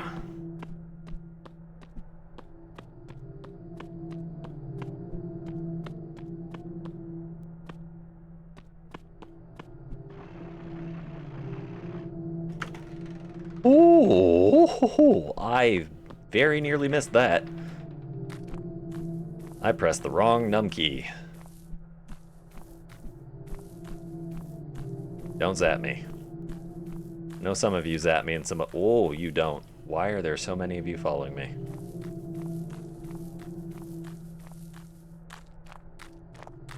Is it because my, like, my hate stat is so high from killing all the bubble bears? Is that why you all are severely displeased at my existence? Is that a new block?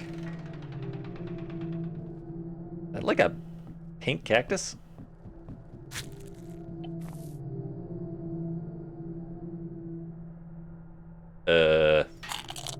Oh, what the? Oi.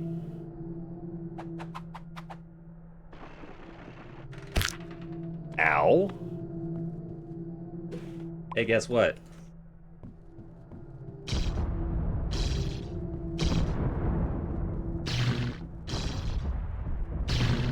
Hurts, don't it?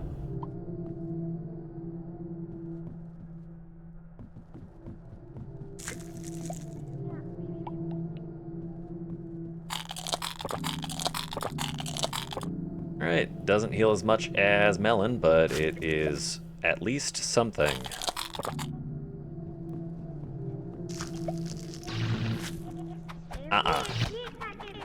You stop that.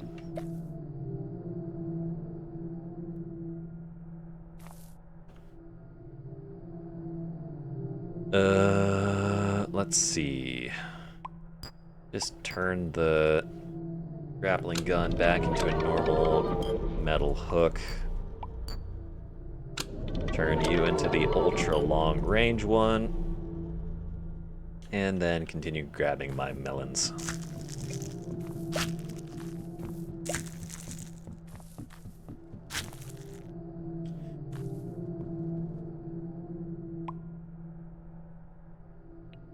That metal blocks?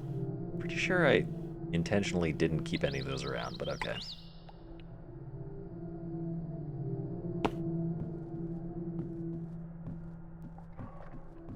Never mind, that's wallpaper.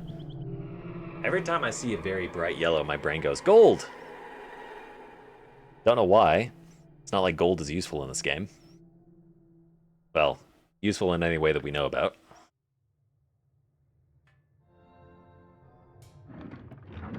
Alright, metal. In. Copper. In. Tiger stone is a real block.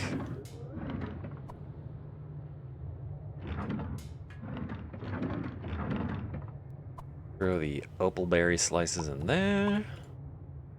Keep the metal hook on me. Do not need the machinations or the mudra at the moment. Actually, I'm going to keep the mudra on me because it is extraordinarily long range. Yeah.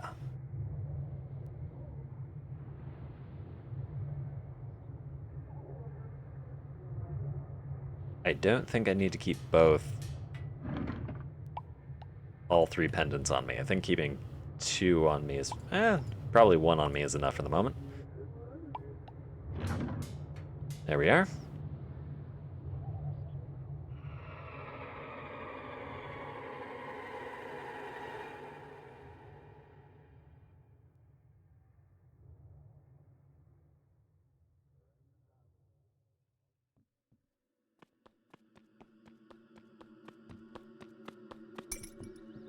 Continuing northward.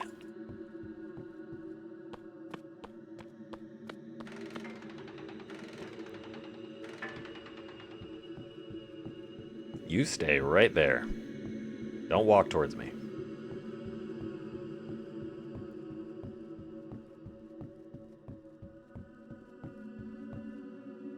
Oh, this is new. Looks like rust and couches.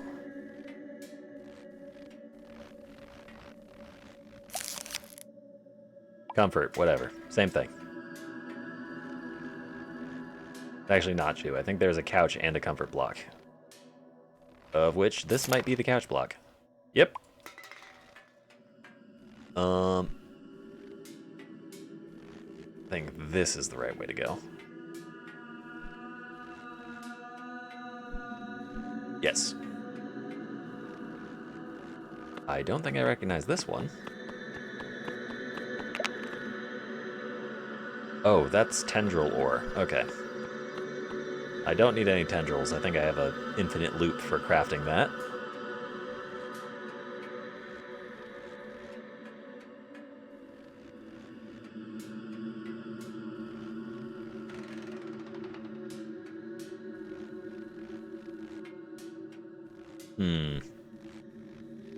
Bear in mind that there are random gaps in the terrain that I could fall through.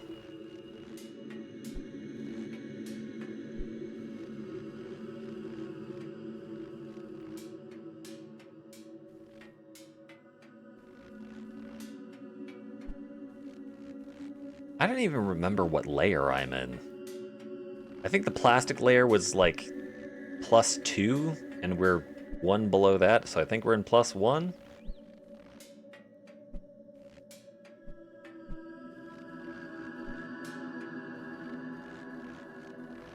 This looks like snow. Yep. No sandstone and plastic.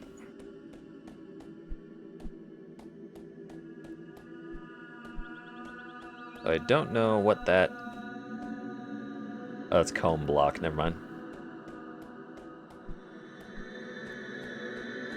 Alright.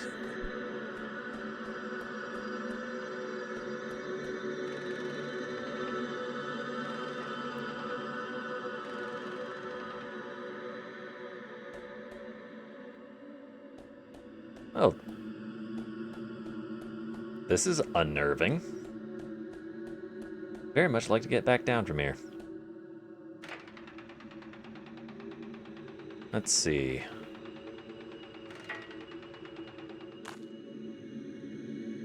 Time to give Mudra a try.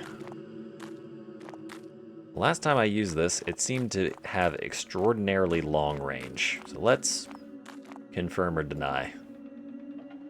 Holy shit. Yep, that's some long range.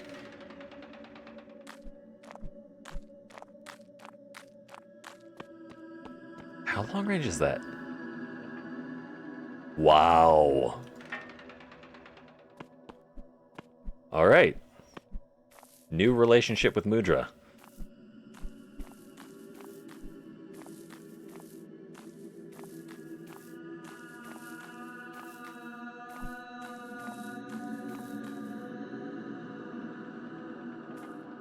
Incredible.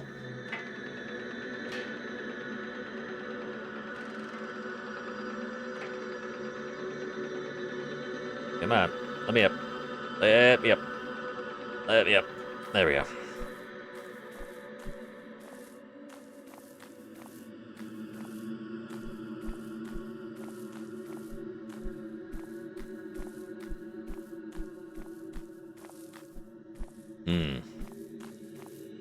Probably gone far enough that we should be able to pop open a ley line pendant.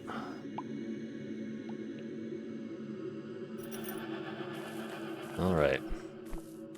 West it is.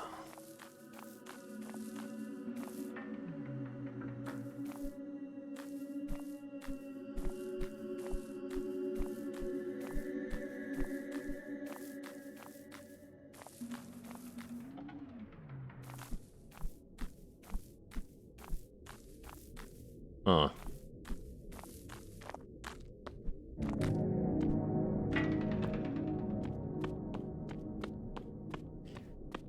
Alright, Mudra. Guess what you got?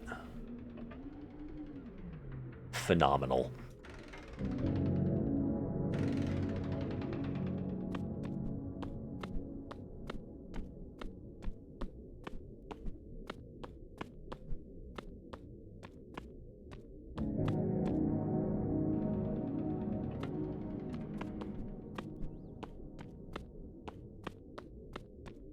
Okay.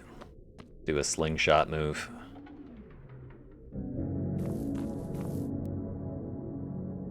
And probably glide down there, because I think if I use Mudra, it's just going to kill me.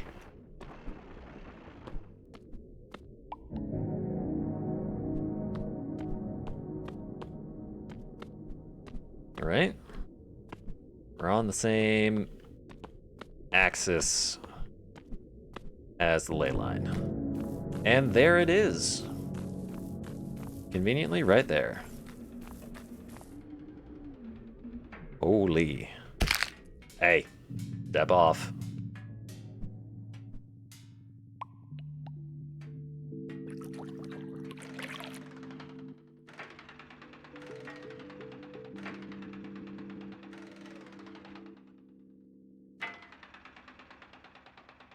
All right. Next ley line, and the ad break is not coming up, so I won't have to skip it.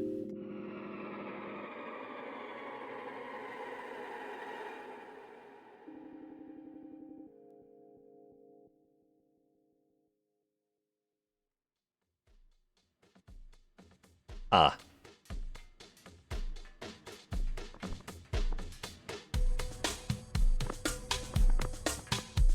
That's a new one.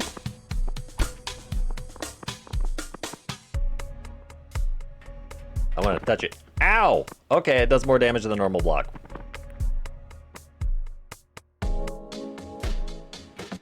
What the hell? Play, Shiphawk. Oh no.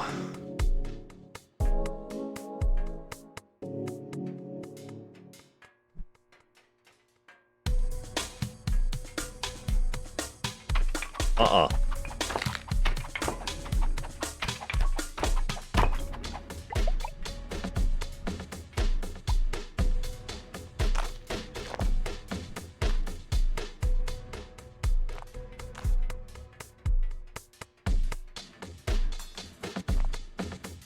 Okay.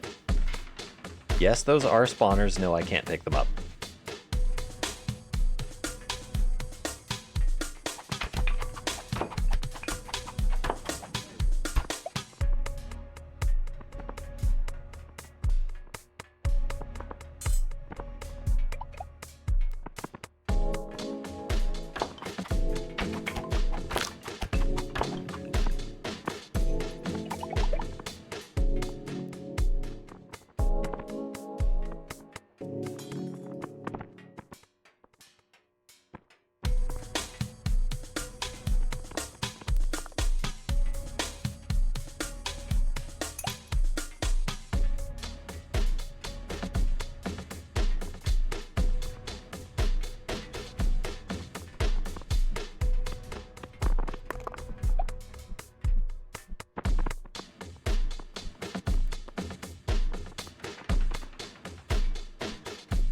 What the hell? Oh, God.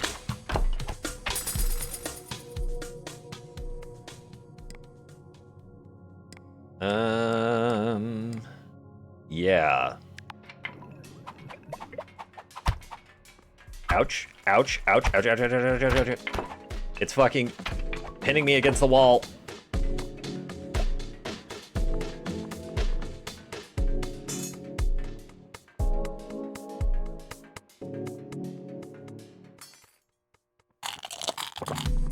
That, ladies and gentlemen, is we carry around Revelation nuts. What the? Aluminum? Who cares?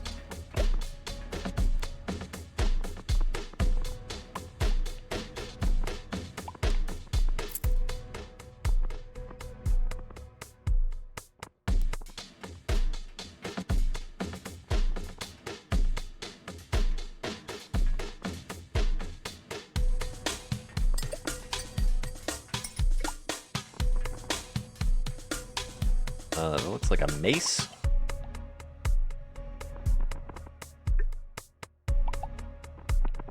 Yep.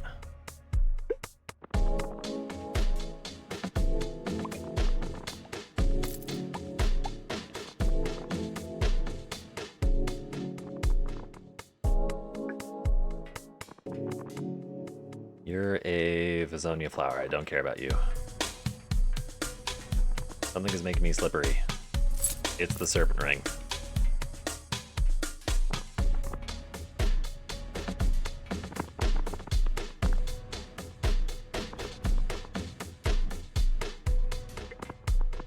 Wait. Glacier pox drop clay. I suddenly don't want them anymore.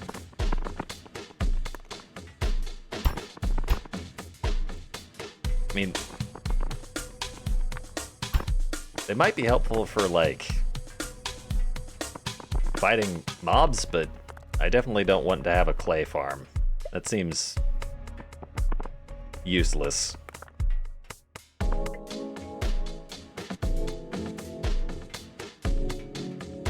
Oh, this was just the other direction I could have gone. Alright. Vazonia flower, don't care.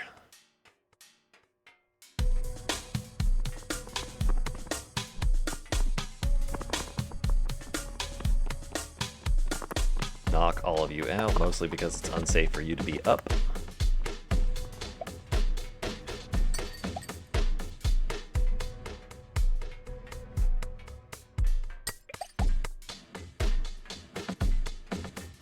That's another mace.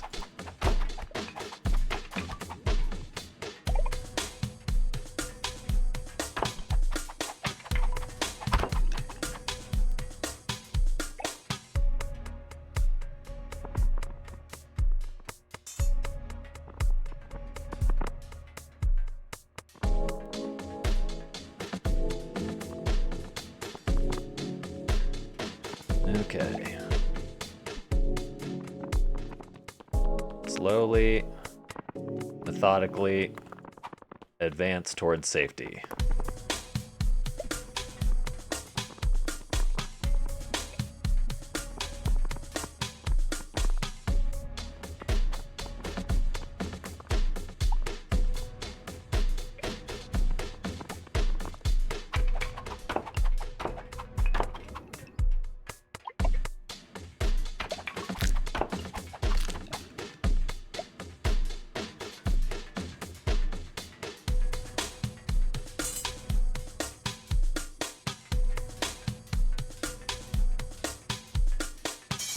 All right.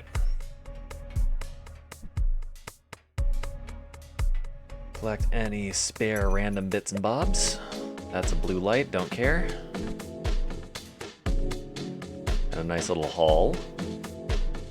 I think that was it.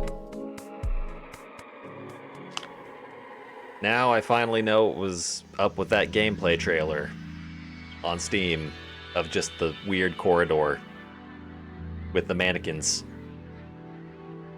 It's a ley line, obviously.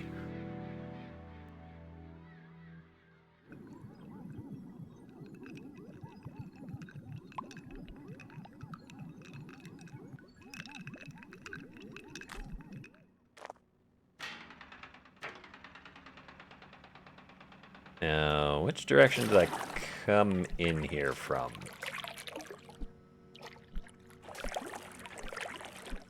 I definitely came in from the side with the mannequin, which means that this direction is north.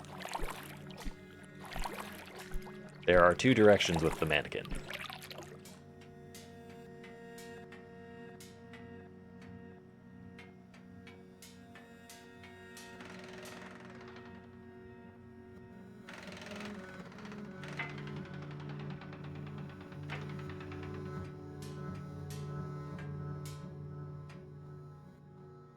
It was this side. Yes, this side is north.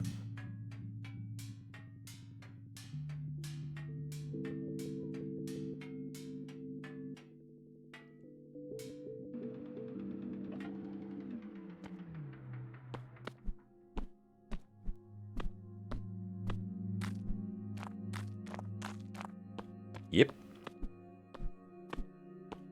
All right, time to drop off goods.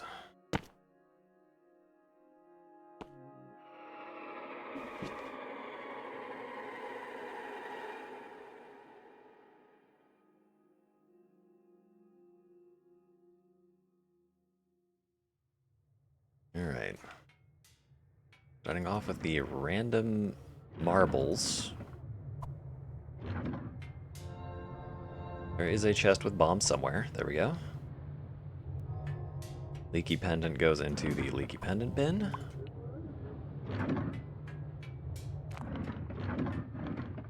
Sponge block.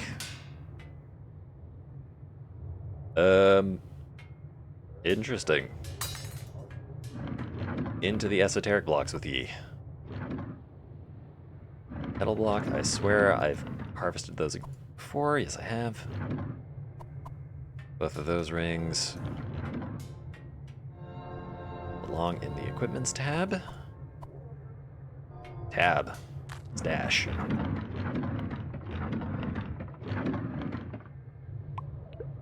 The funnel's in there. Aluminum. Is that not aluminum? No, it's line metal. Where do I put my aluminum? Do I not have aluminum? No, I'd have aluminum. This wasn't going... This wasn't stacking.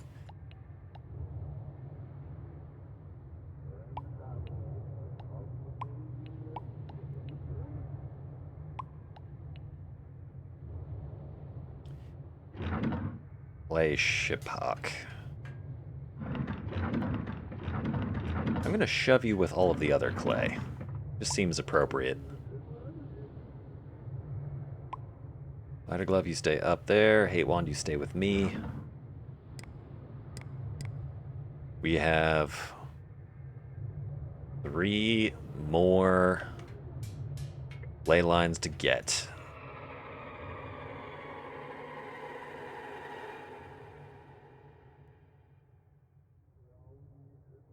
Might as well crack open a ley line pendant now.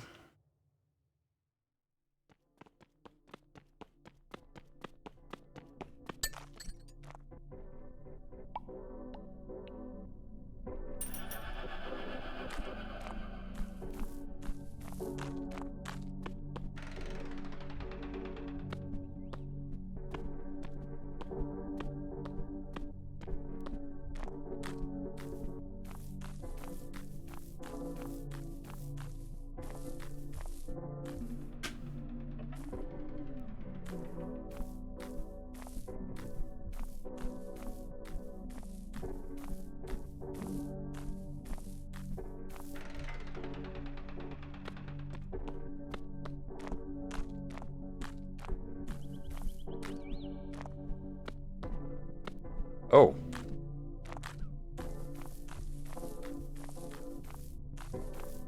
Oh. That's just right there.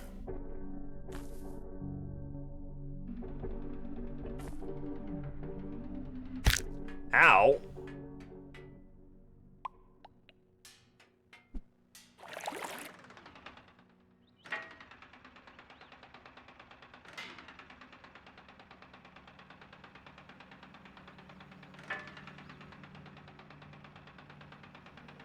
All right. 5, 4, 3, 2, 1. Nice.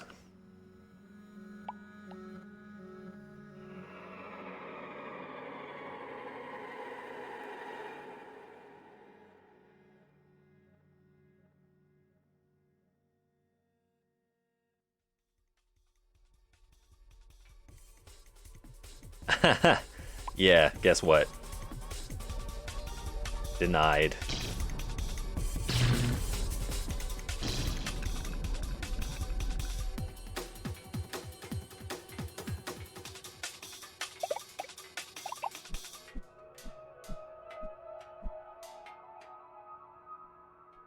No.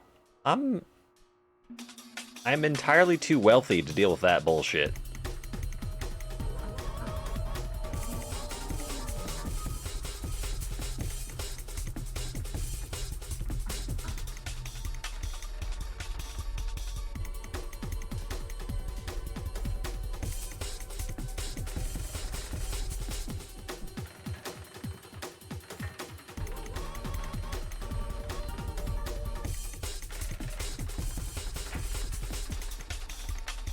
Ah.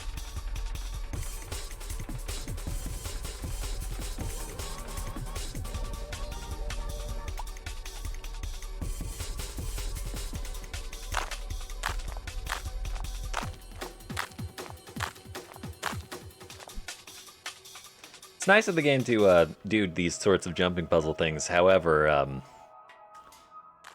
I did not invest anything into jump or speed, so taking the easy route with the grappling hooks that they put in the game and then didn't disable for the ley lines. Smile.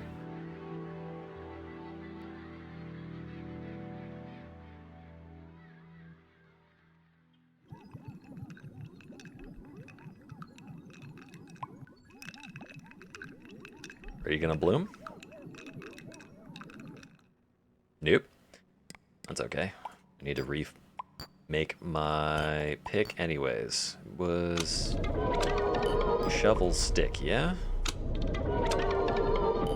Yeah, there we go.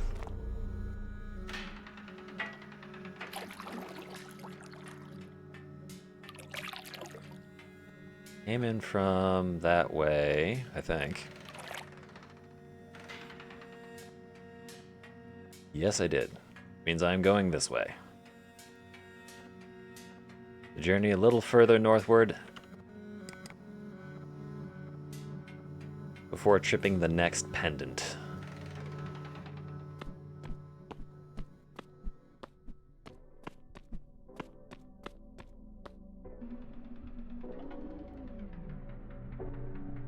Aw.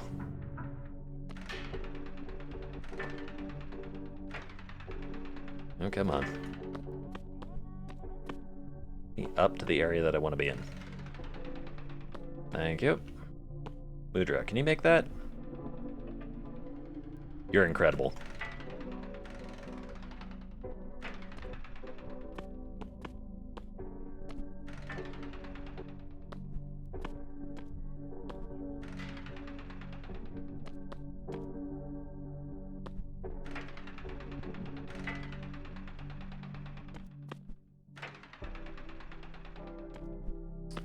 What about that? Can you make that? No distance is too far for Mudra. Not a single distance.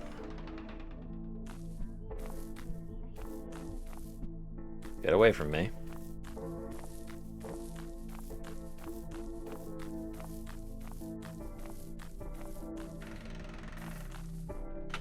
Whoop!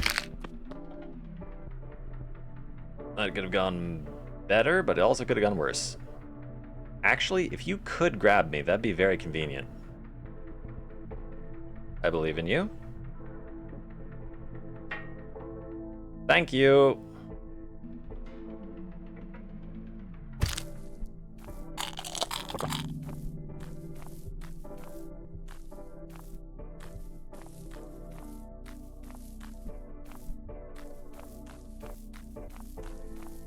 Man, when was the last time I saw solid ground?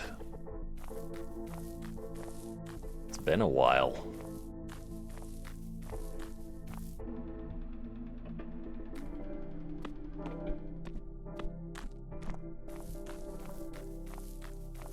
Alright, for real. Y'all are upsetting me.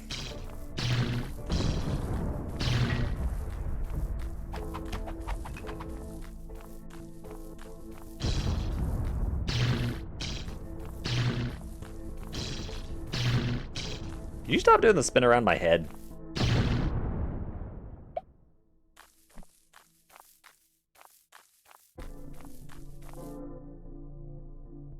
Ugh.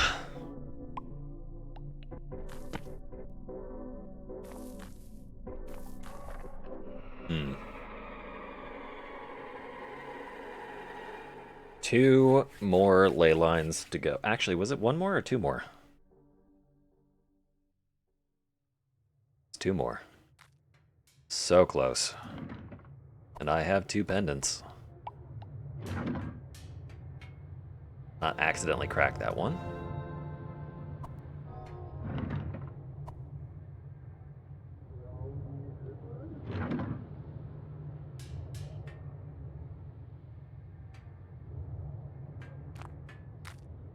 There are weird noises going on in here.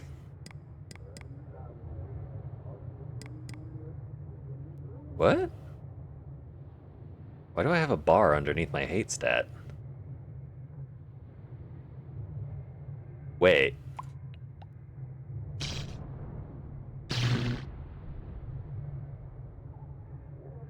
Nope, not sure what that's about.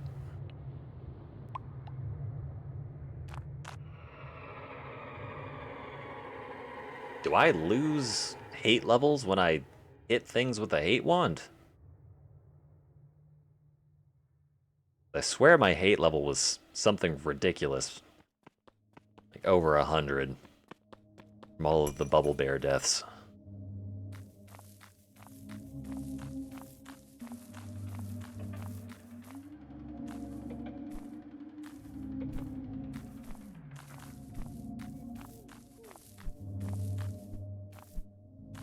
Alright, you're gonna be like that. That's fine, I'll just pop on over somewhere you can't get me.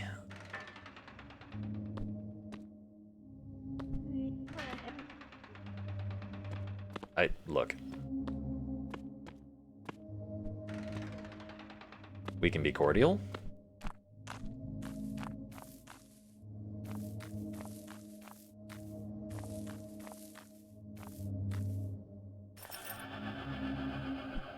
Ah, looks like we're going down a layer.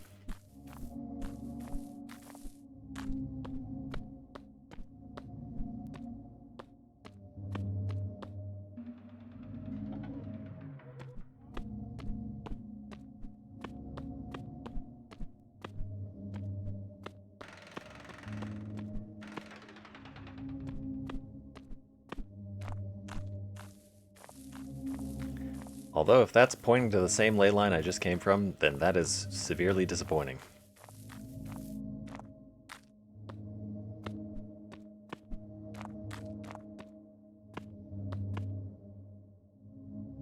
Yeah, sure. Nothing terrible could happen from me jumping off into the void, could it? Particularly not when it's dark.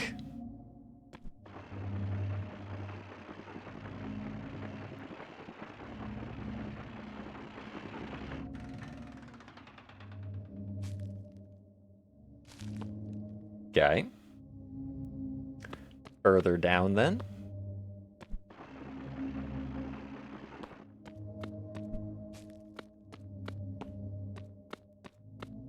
Okay, we're actually in a situation where I don't know where the edge is. Pardon you? Yeah, this is the consequence of you being a rapscallion.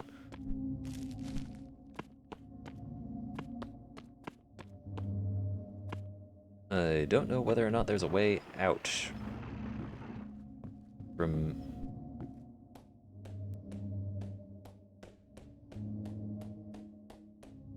I wish I could see anything. Am I on a solid layer? I feel like I'm in some kind of cave.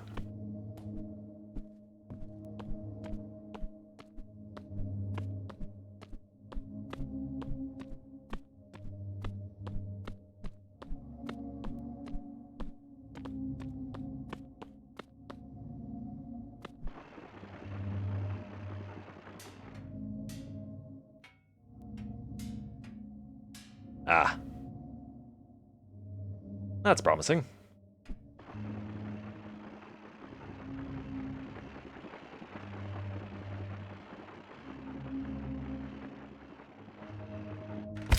Ouch.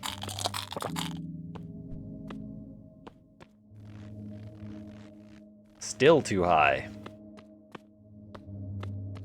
We are going straight to hell.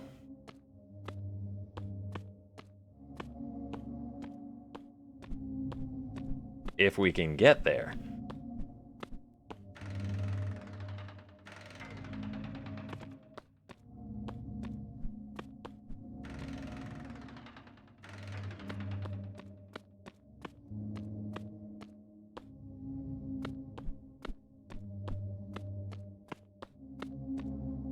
Alright, we're basically directly over wherever the hell the ley line is. Just need to keep going down.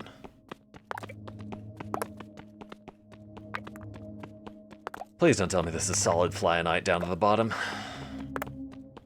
Please turn into a softer material.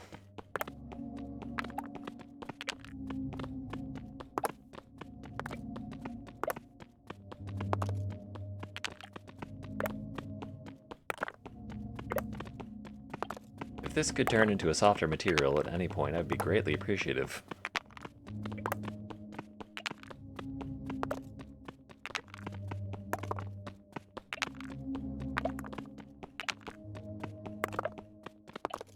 Okay, guess we're mining through the world layer of solid flyonite.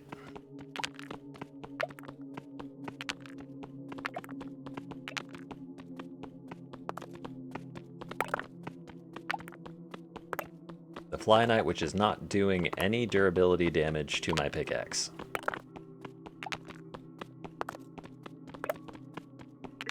Question mark?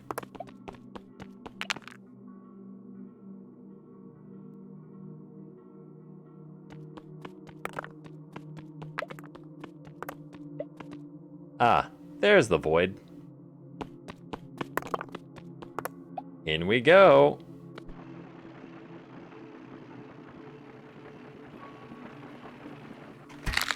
Ow. And yet further down.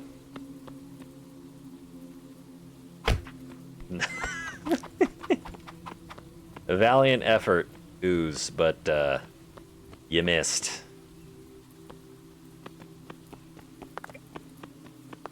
Yeah, no, I prefer to mine through the flyonite than that shit. No, thank you.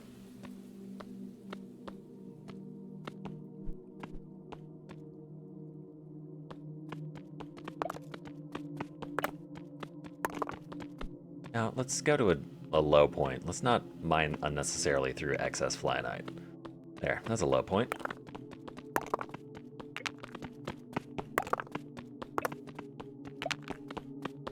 And we orient back northward.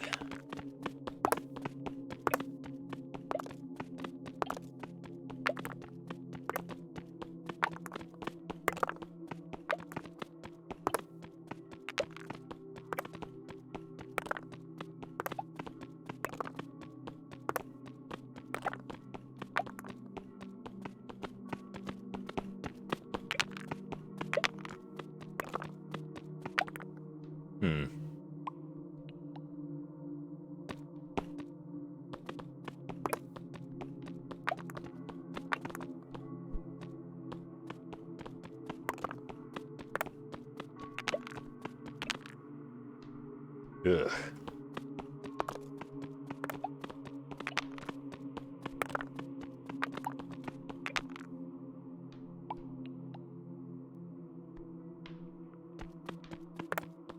I can hear the oozes. Means we're getting closer to the essence layer. Or essence biome, rather.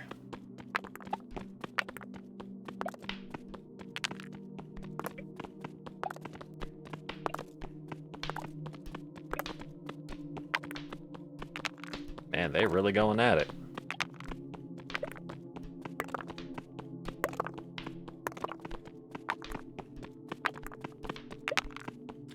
Right, and around we turn.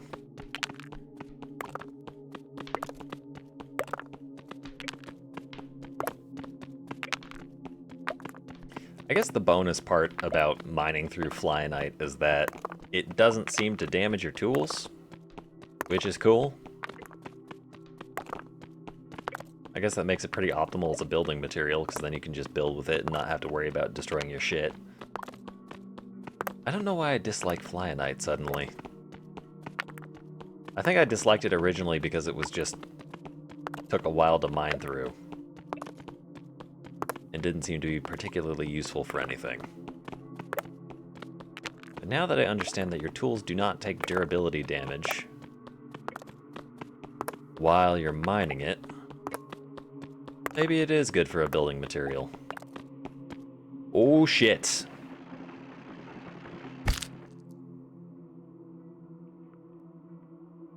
Well, found the ley line. And quite possibly one of the worst biomes I've ever seen.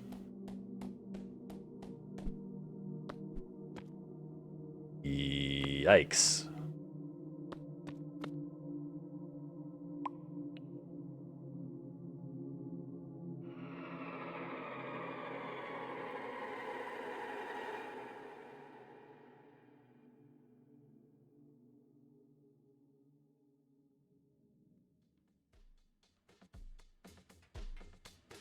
Game, when are you gonna learn your lesson? I don't care.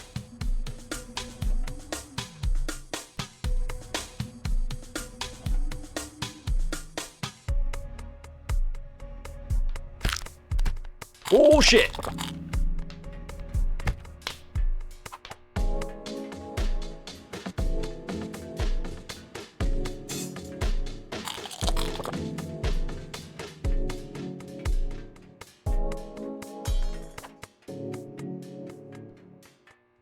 We know what the drop tables for all the shit in here is. It's nothing we care about. It's fine. Just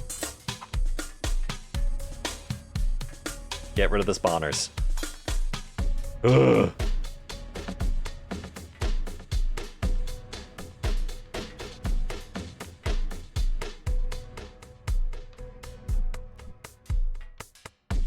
All right.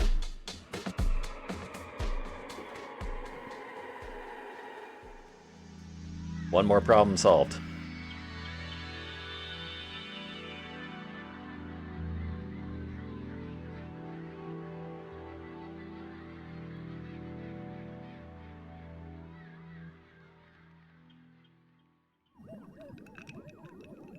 And that'll be one more blooming.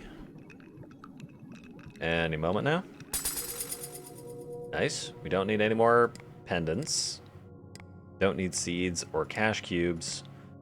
Heart seems like the best one out of all these. Okay. Time to make it back up to the other layer so that we can move more easily.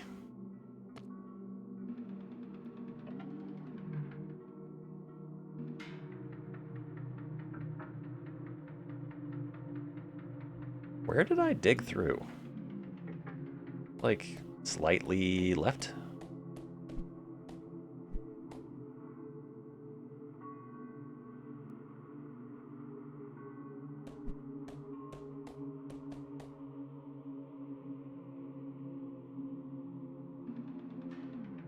Oh, I think that's it.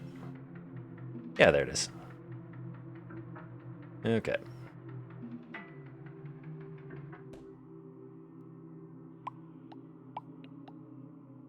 Get some building blocks. Oh.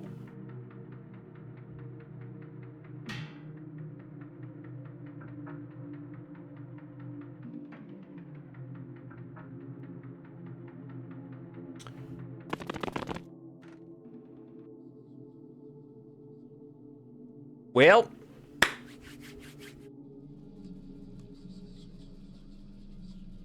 it was a long trip. And now we're back at Spires, I think. I think that was the last rejuvenation anchor I placed. Yep, back at Spires.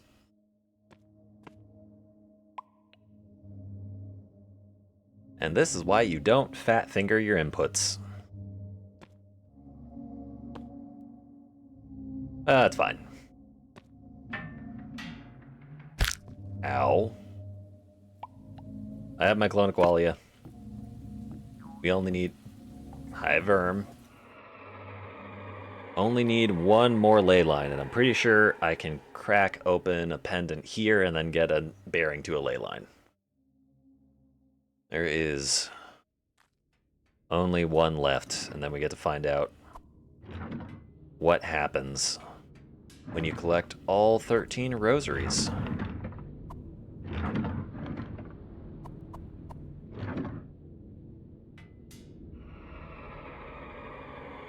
They'll be interesting to see. Maybe the game just ends when you do that.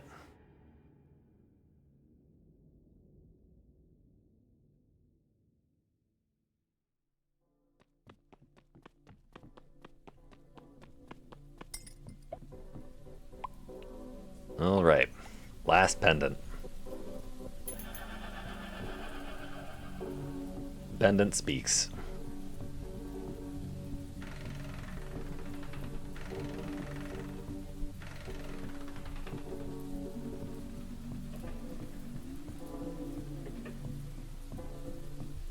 Oh, that's convenient. Relatively nearby.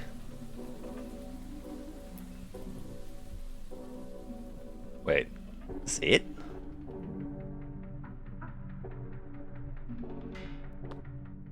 No, this is a very strange random...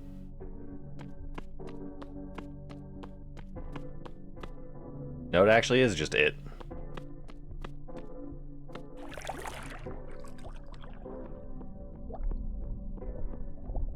Weird.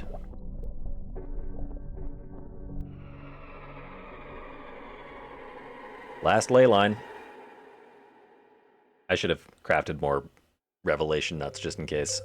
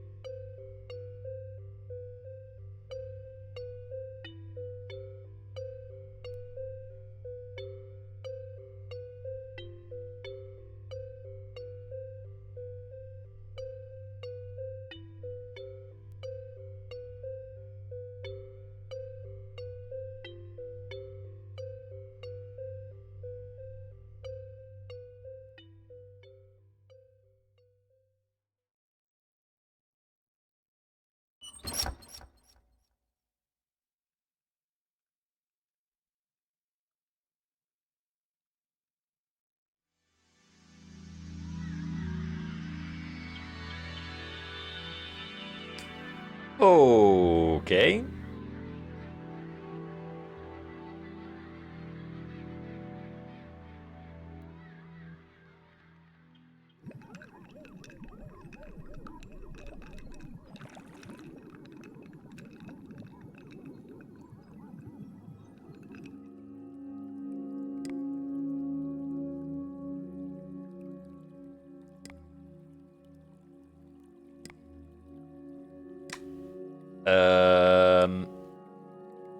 Well, we've got all 13 rosary pieces.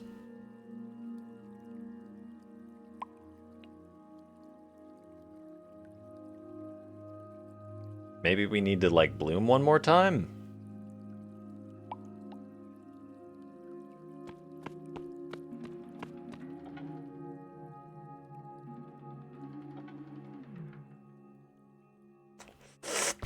Yeah, I knew that was gonna hurt.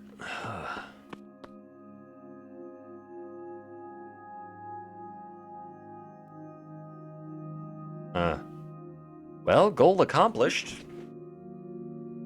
13 rosary beads lit up, but no further direction in terms of what to do. I'm going to assume that the game does want you to bloom one additional time. Oh dear. Yeah.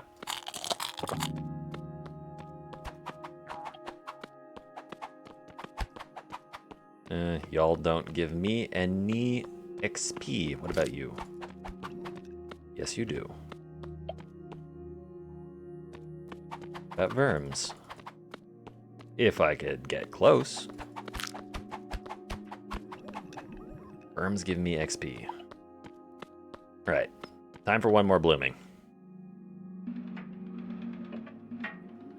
Ooh.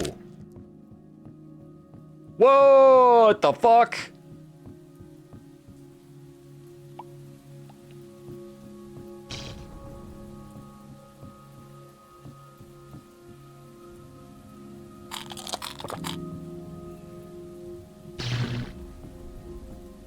Not what I meant to do.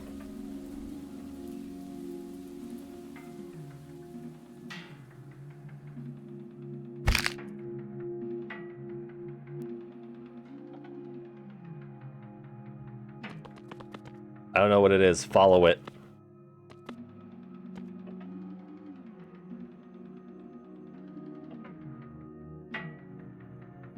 I feel like I need to get into it.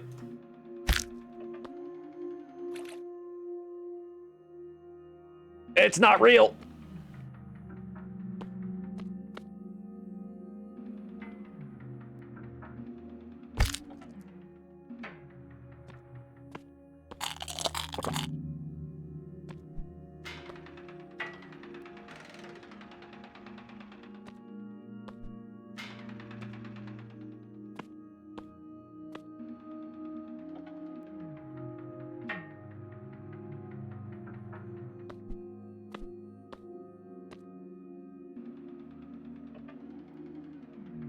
Where'd it go? Where'd it go? Where'd it go? Where'd it go? Where'd it go?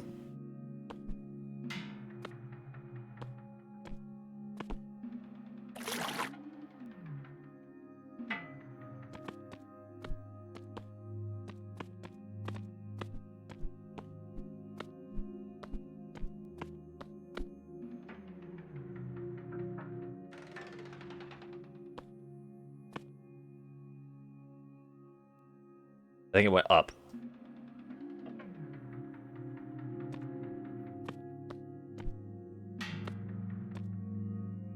What the hell?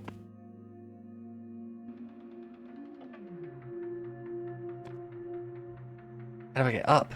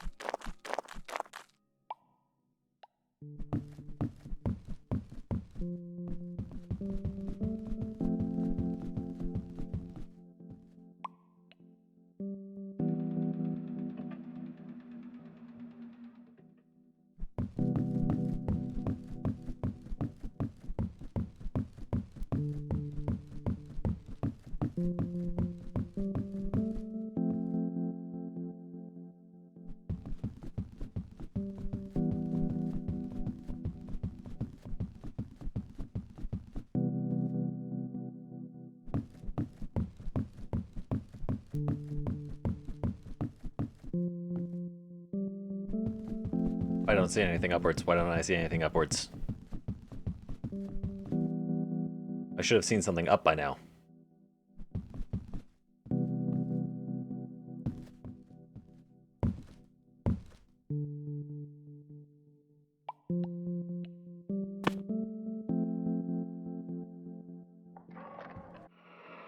Gotta grab building blocks. Gotta go.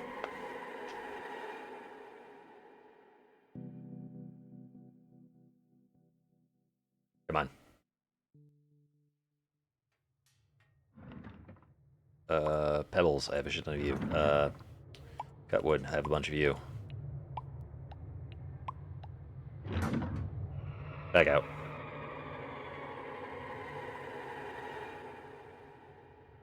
What the hell was the giant water monster?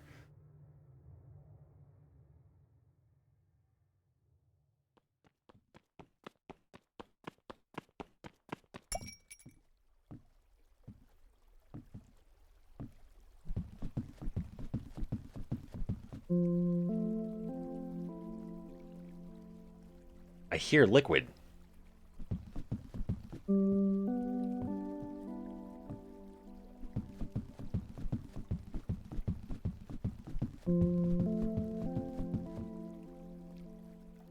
Oh.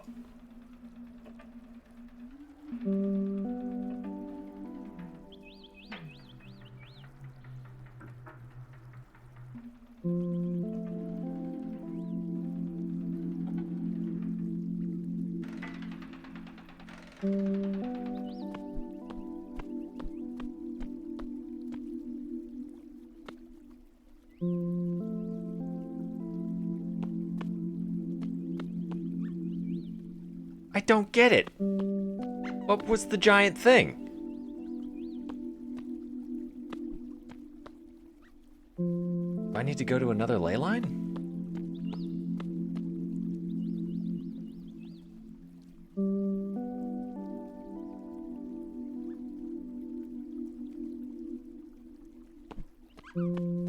I'm going south. For no other reason than I've gone north this entire time. I feel like going south will yield positive results.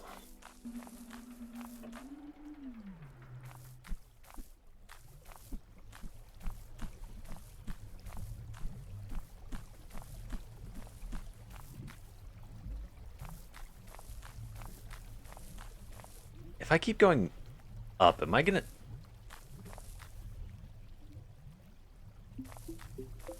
The water sound is getting more intense. I don't know if that's because of like the rain that's going on or whether or not that's indicative that I need to keep going up.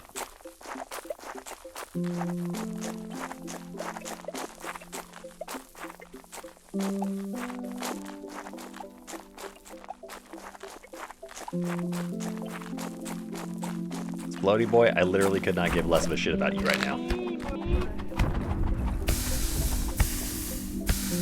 On fire, you say?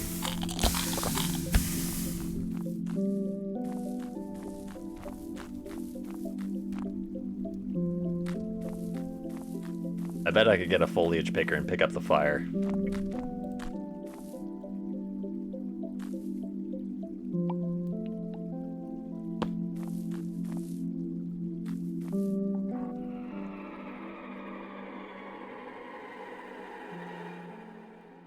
Why? I got all 13 of the rose pieces. I've never seen that giant water entity before, ever.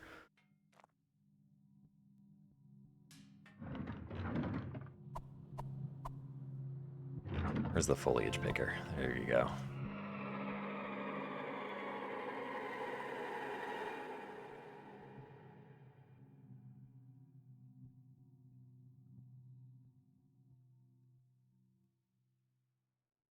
Fire picks up by foliage?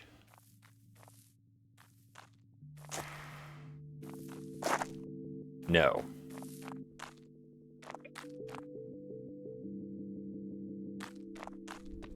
Kinda seems like fire just kind of generates fire.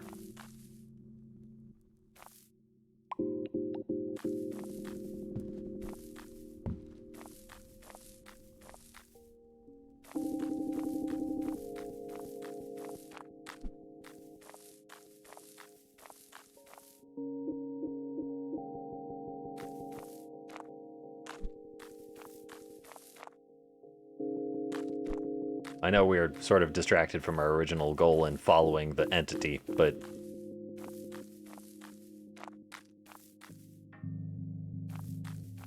sorta want to know what the hell is up with fire, because I rarely see it ever actually occur.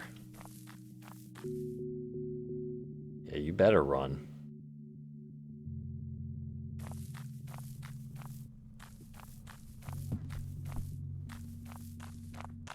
It looks like this fire is about to run out. And there it goes.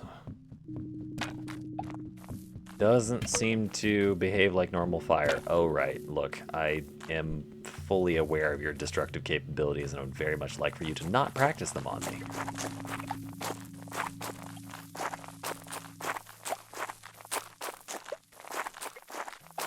Love my substantially unburnt self.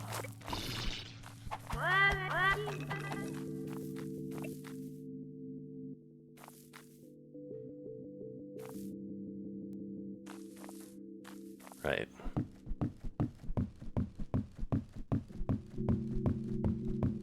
Whoop. No. Don't forget the Clone-Qualia. Very important. Literally the most important item that I could possibly carry on me. If I lose that, I lose everything.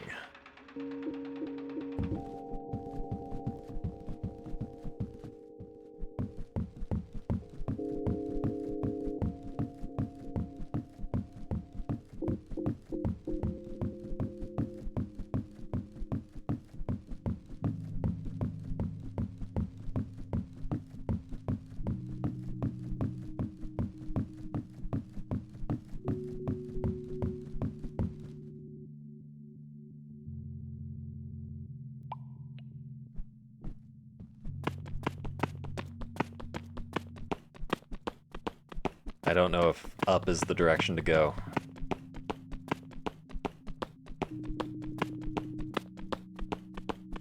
It flew in a direction I would call southeast, and then it flew up.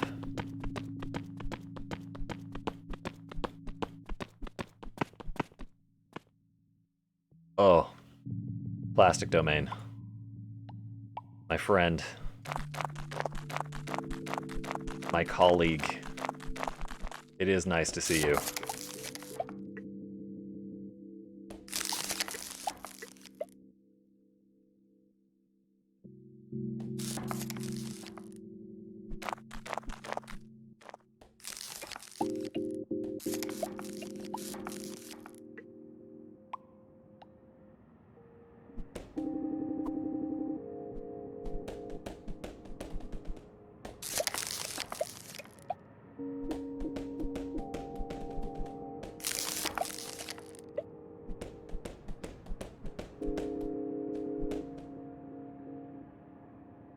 Ugh. I don't think I've ever been above the plastic layer. I think the plastic layer is the highest I've ever been.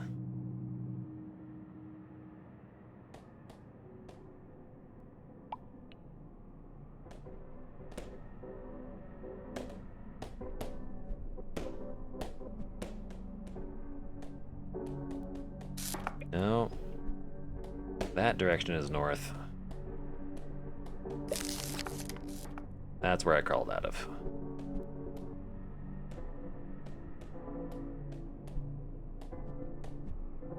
No, I have been one layer above plastic. It was like a floating squares type layer, and I really need it to be less dark so I can see where the hell I'm going. Come on.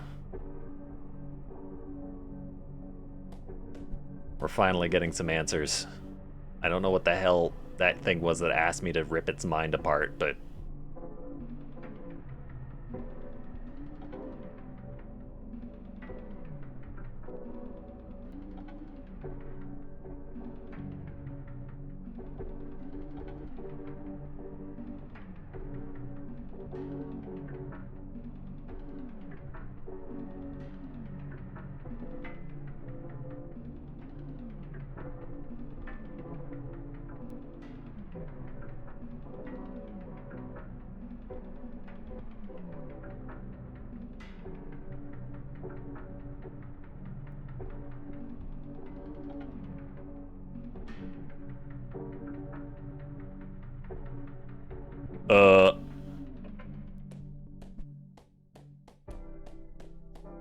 Well, this is severely uncomfortable. Hmm.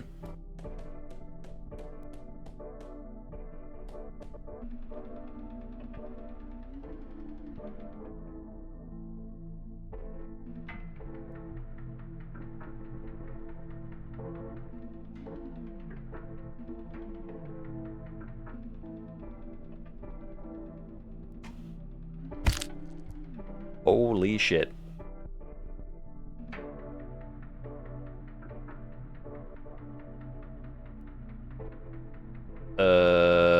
You do this in a way that's not going to result in my death. That was very close. Alright. Bone quality down. Go in and craft some more revelation nuts. Don't die so easily.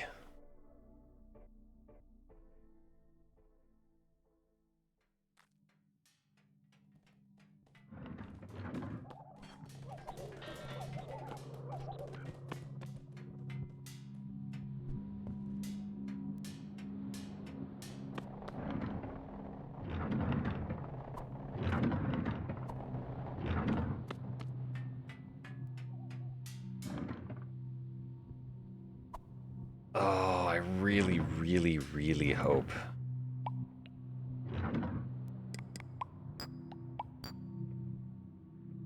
Yeah, not sure what that's gonna do, but interesting to note.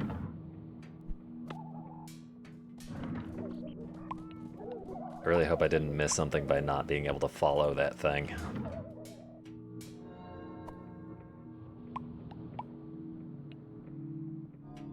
I don't think the game would do that to me.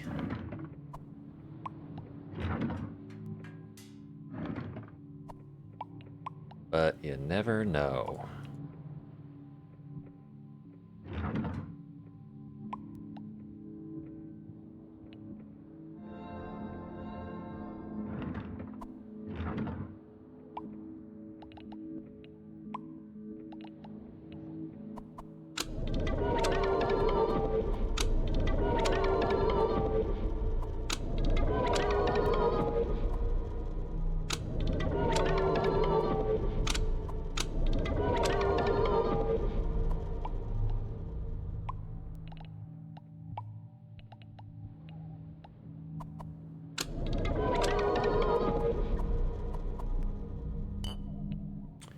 No.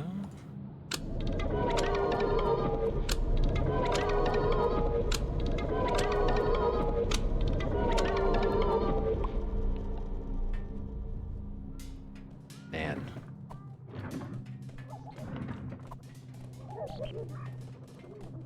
I think I am going to end up needing one more leyline pendant.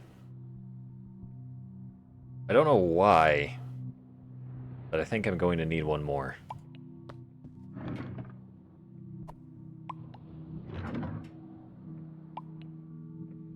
Just a feeling I've got.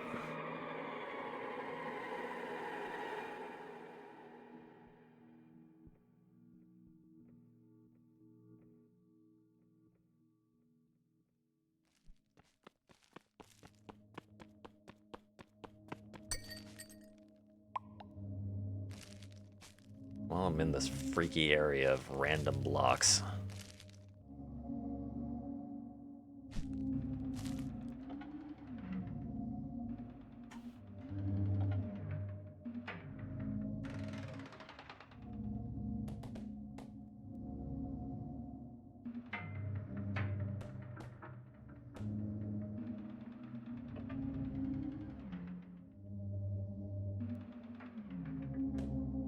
All right.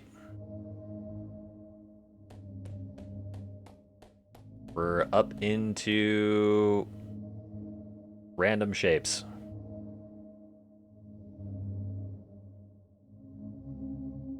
Random shapes of random materials.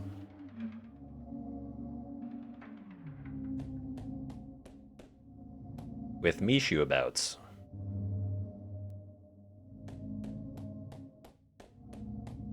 And what looks like extremely, extremely abstract trees. Or buildings. Not entirely sure. Is it getting more and more abstract as we go further up? Well, I don't know if abstract is the right word.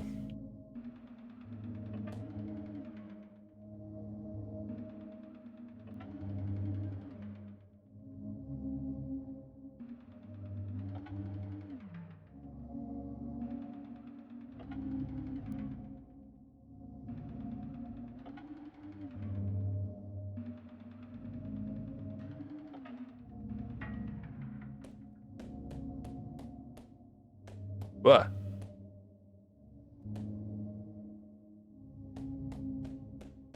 Hey, Mishu. Honestly, you make me feel safe. Don't know why. I like it when you're around.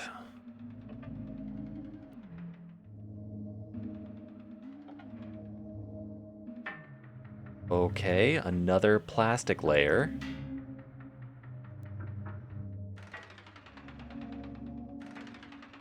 Yep.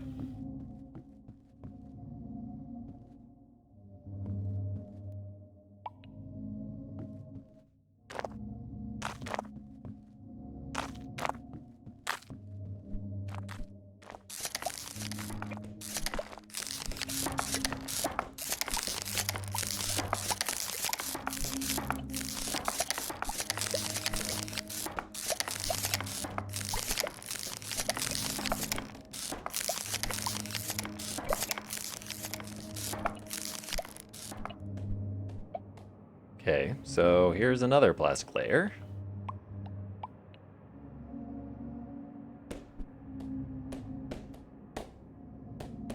I doubt I'll ever find my way back here, but in case I do... That direction is north.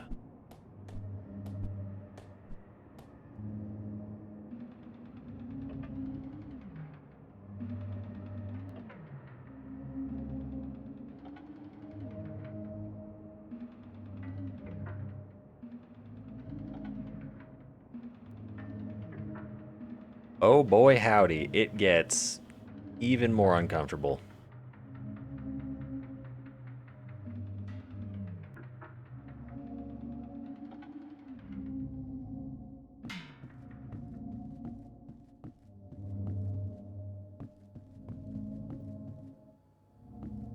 This place is creepy as shit. I don't like any of this. Is that a lamp?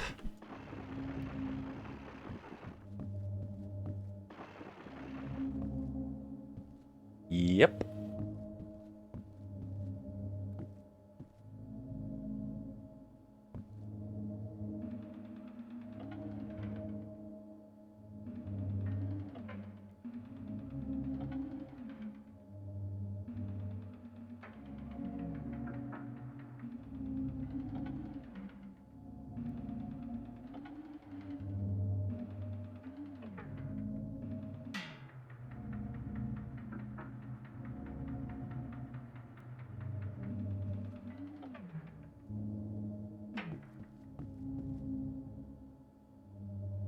And it's dark, and I don't like it.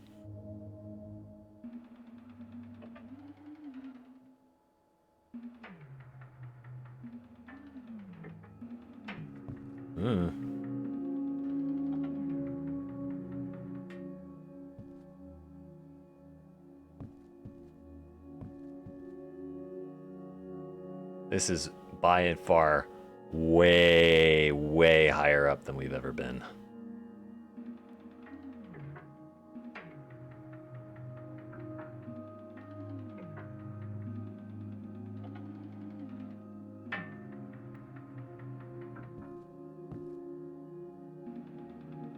I've pretty much lost all direction.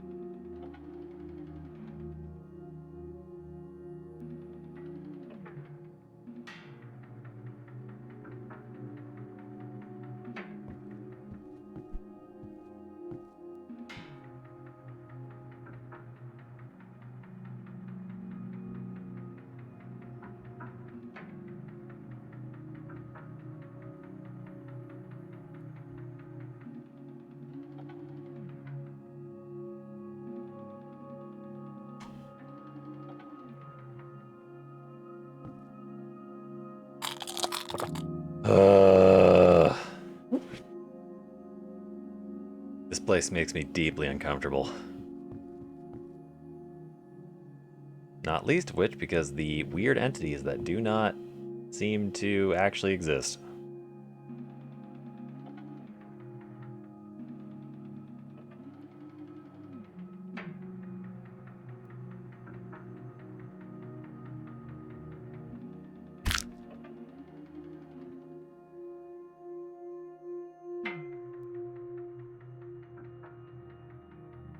I'm sorry, is gravity upside down? No, it's just very low. Yeah, we're in fucking space.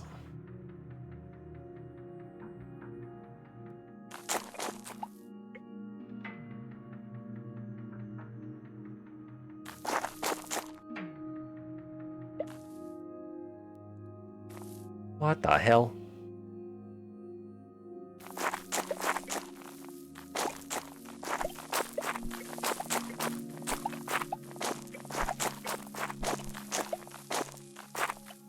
Actually, you know what? Nah.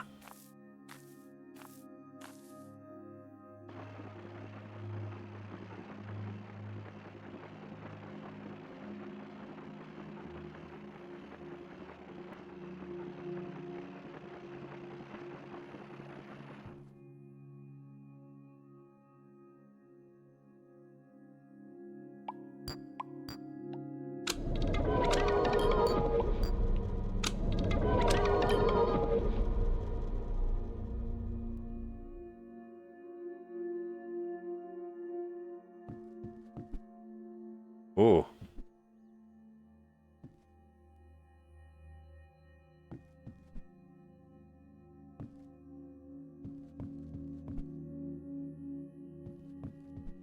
Alright. Lighting's doing some weird shit, but I'm guessing that's just because we're in very close to the shadow.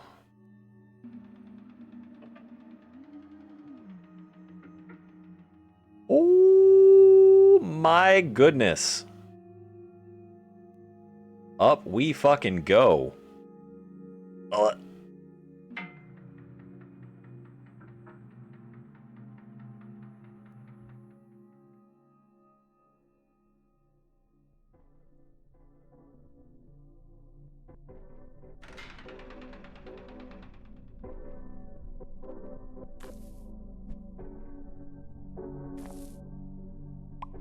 Ugh.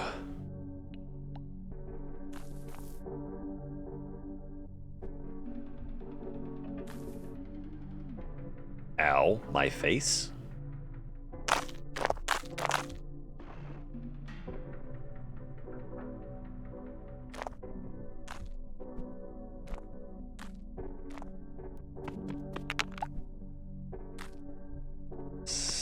Yeah, this being Skyrock is appropriate.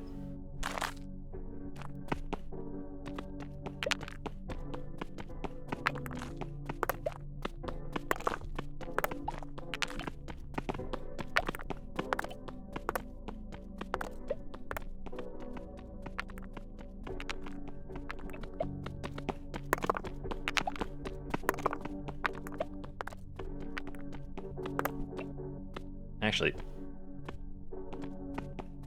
present circumstances being what they are, mining diagonally does not seem to be the smartest way of approaching this problem.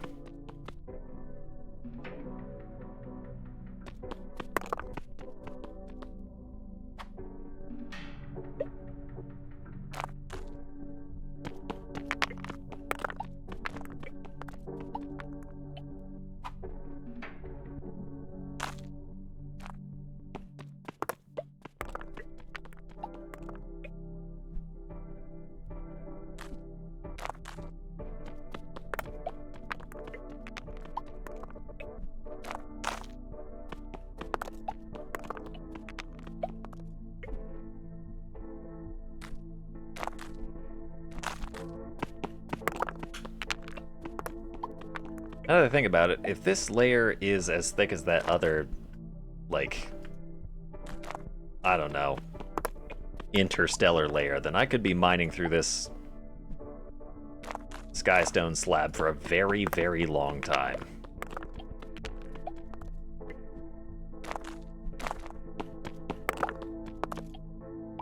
Probably best to start using a normal material now.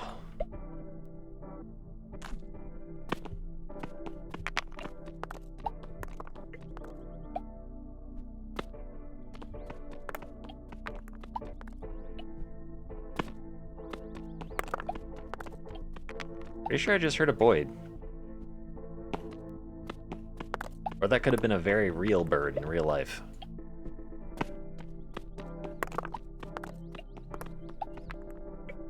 I think that was just part of the track. Never mind. Actually, I'm not sure.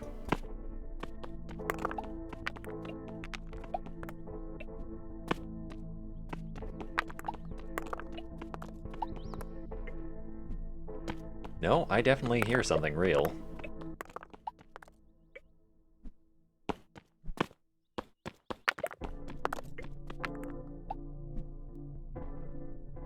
Oh my goodness, it is dark as shit.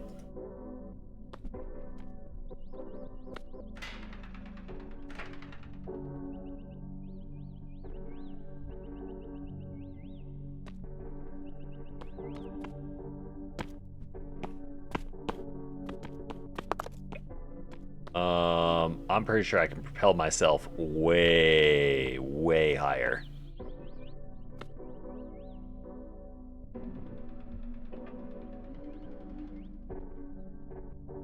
Off I go.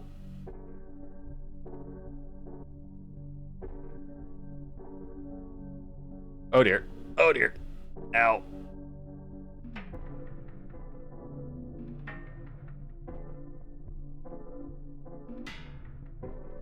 Oh, I am in...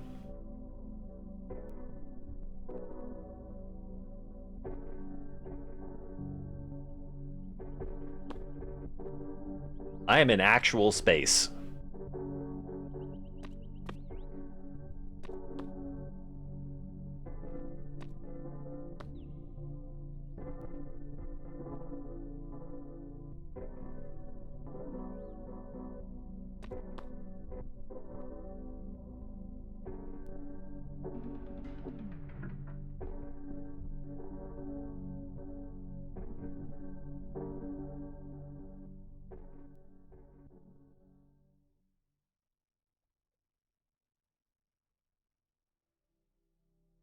Hello? Oh. I did not make it all the way up. Okay.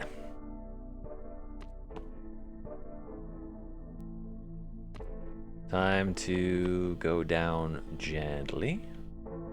And then...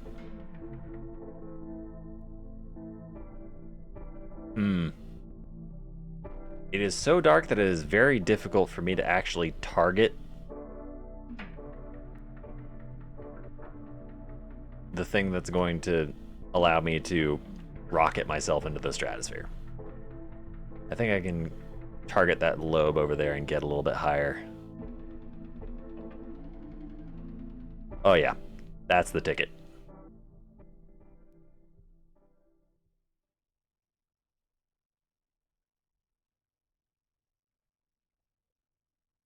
Hello?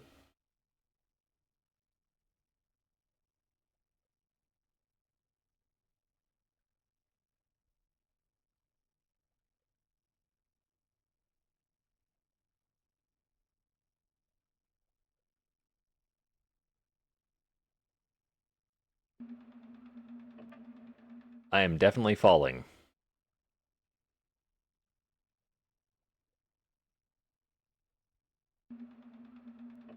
Oh yeah, I am falling very quickly.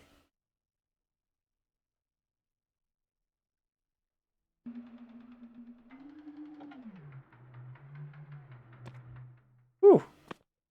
Okay. Clearly, there is either something or nothing up there, and in order to get up there, you gotta really slingshot yourself, which I think the best way of handling that is to I don't think the glider gloves gives me any additional height. I think it just reduces my fall damage, or my falling speed. So I really just gotta slingshot myself with incredible speed if I want to get up to like a next layer.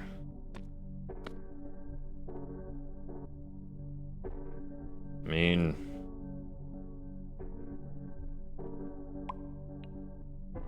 no time like the present.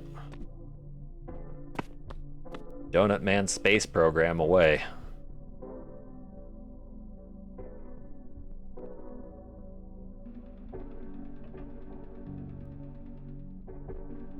Uh-oh.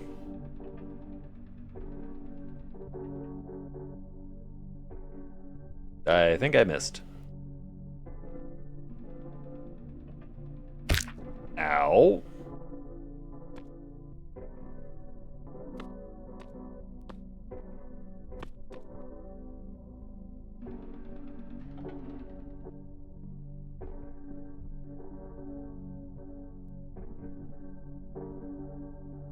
Hmm.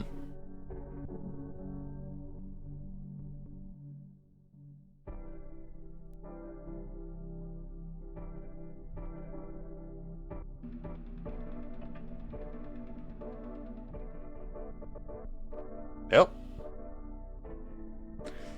That's fine. That at least puts me back up to the anchor that's up there. Yeah, I'm aware. See, this, what it said on the tin is that it extended an infinite way up. That indicates to me that I should be able to get higher up than this. Yeah?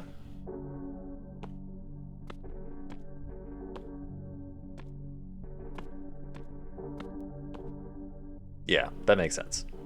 I just need to... Livid Skies, thank you for the follow. Welcome to Lucid Blocks. We are trying to figure out... You've been watching the VODs on YouTube. Welcome to stream. Glad you enjoyed them. You're the first YouTube Twitch transplant in that direction. Nice to meet you. Thank you for popping over. I think we're at the maximum... And I'm falling again.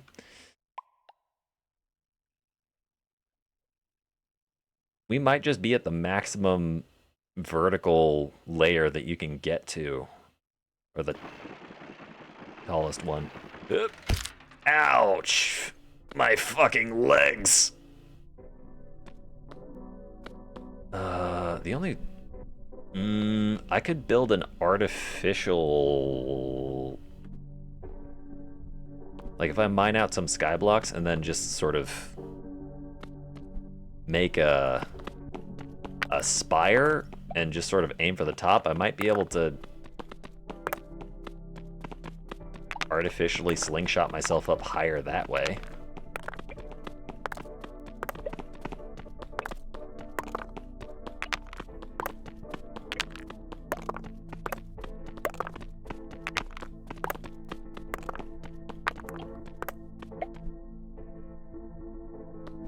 I guess let's start on this thing.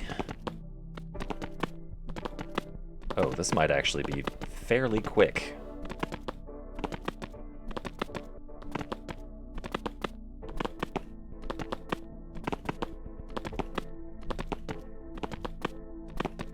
Hmm. 180 block tall spire. I think I know what the lamps are for now. I think if I put a lamp at the top of that spire, I'll be able to see the top and target it effectively.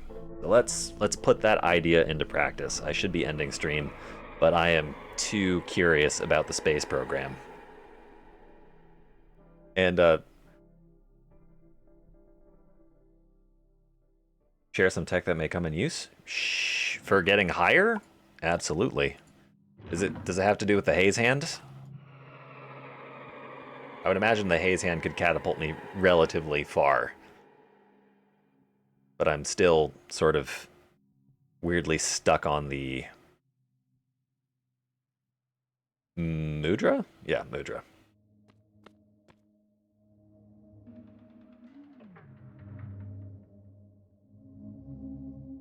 Oh. Whoops. I went too high. Hmm. Alright, we're falling back down. It's fine. Alright. There we go. Red lamp. The B-Gov can extend the slingshot height. Can it? I did try to jump to see whether or not jumping would make my... Or I tried using the B-Glove while jumping to see if my jump height increased. It didn't seem to. Like if I hold it and then I jump up versus when I just normally jump up, it seems to go to the same height. I don't not believe you, but I am...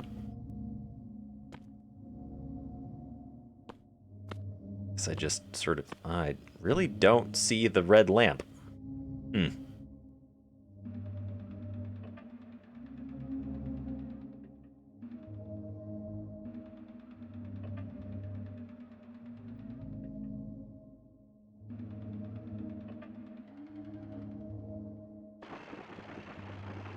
Also, we just don't know whether or not there's anything above this.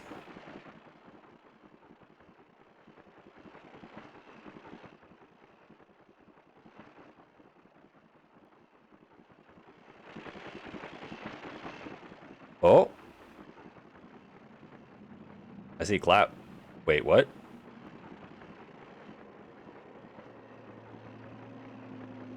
Oh my goodness.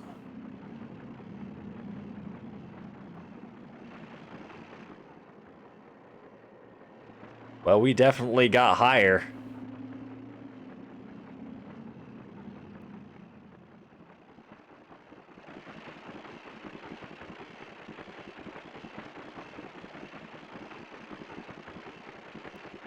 Alright, now we have to catch ourselves so we don't die.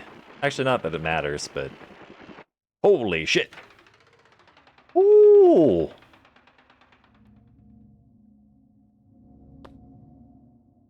Whale. Also, I really should pick this up so that even if I do make it to a next layer, I don't just kind of... Alright, so we've established that we can get a lot higher, but it does not seem like that height is necessarily useful.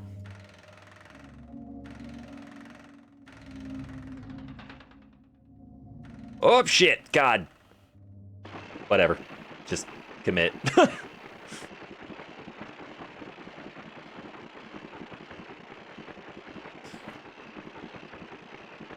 I don't know which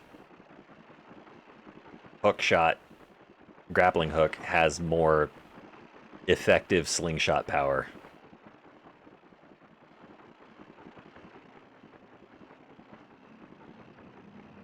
Alright.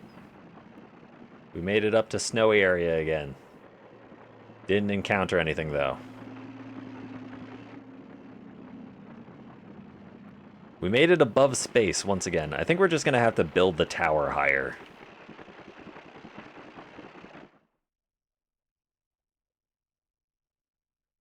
Just going to rely on my reflexes to catch me.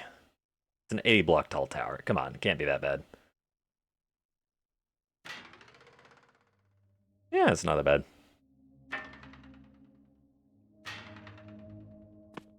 Alright, I have not an extremely large number of blocks. Let's go back into the Clone Aqualia and grab a couple stacks of random shit.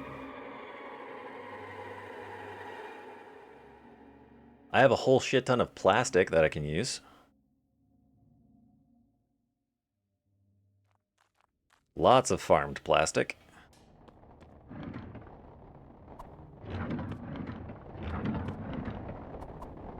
Ugh.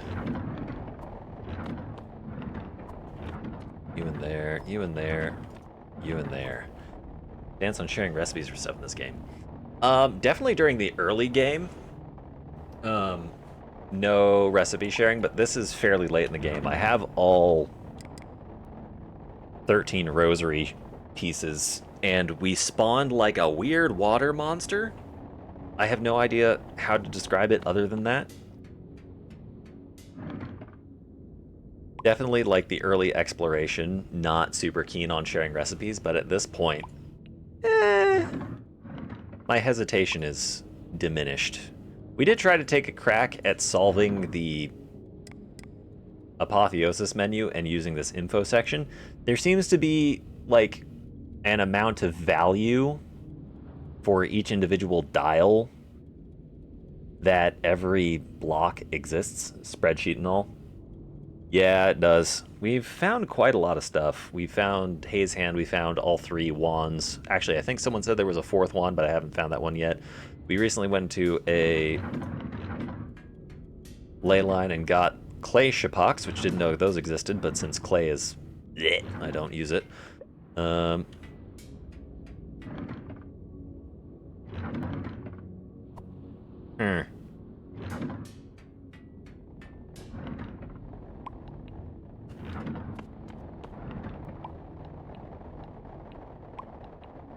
Right.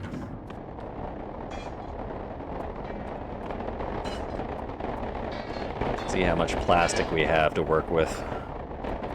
Quite a lot.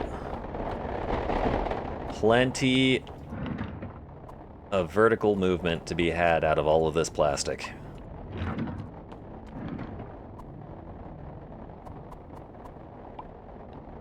I knew I was saving this for a reason.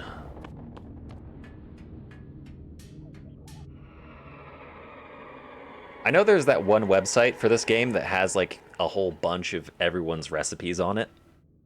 I haven't looked at that. I know it exists. I just haven't looked at it yet. I haven't reached the point that I feel like I need to... I guess it's nighttime? I haven't reached the point that I feel like I need to gain assistance explicitly with... or explicitly seek assistance with recipes. And making it okay on my own thus far is... Oh, you don't emit light downwards. That explains a lot. Alright, if that's the case, I need to kind of like make a weird little overhang. Metal hook and revelation nut. That one? Oh. Oh my. Oh.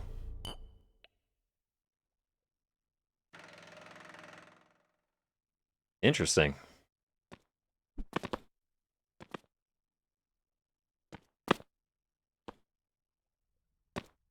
Right. Lamp go here, illuminate block above, hopefully make easier see. Theoretically.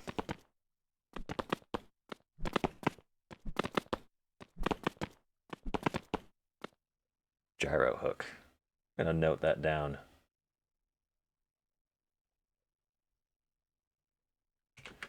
Metal hook. Whoops. Use proper capitalization.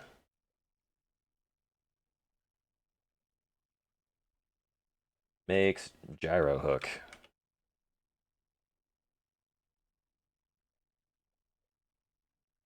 That's the highest tier of hook?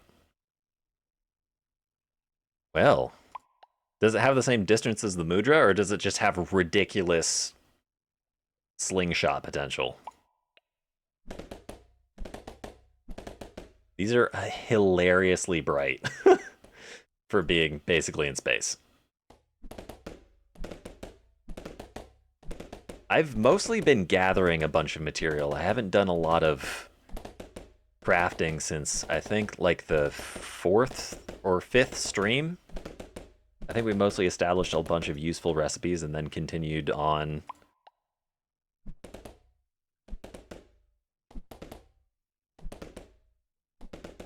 Interesting. Mudra has the highest reach, but the gyro hook has best pull. Okay. I just don't know whether or not Mudra's additional reach equates to higher jump height. I know you can get some pretty insane height just off the normal metal hook by timing your jumps, and Mudra can get even higher, but it requires a longer range. So is the gyro hook just sort of in between where it offers a even better slingshot for just short range and distance? Kinda, yeah? Okay. I mean, with as high as this tower is gonna be, and it's gonna be alternating colors, we'll be able to get kind of an idea of what kind of speed we're going at, which is something I hadn't considered until just now. We're gonna have a situation where we have alternating bands of 80 colored blocks, so we'll be able to kind of see what our speed is in 80 blocks per second increments. That'll be fun.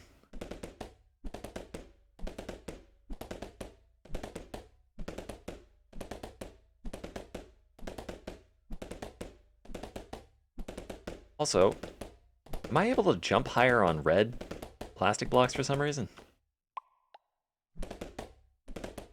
Nope, my timing for placing was just off for blue blocks consistently.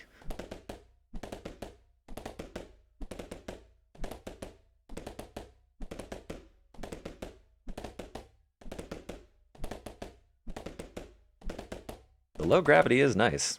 Makes building very quick.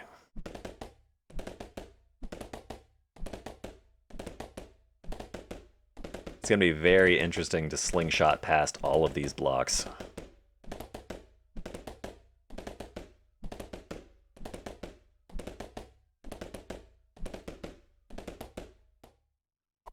Nope.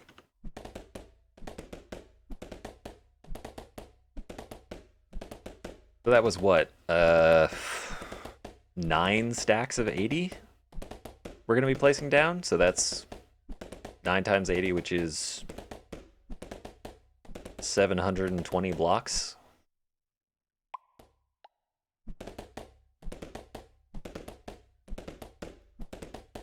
See how fast we slingshot ourselves past all these blocks then.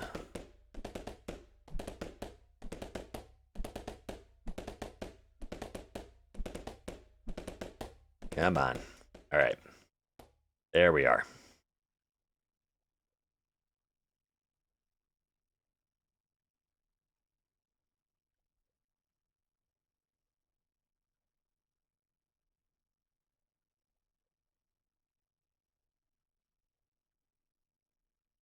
Wow. We were really high up. We are continuing to accelerate. Oh!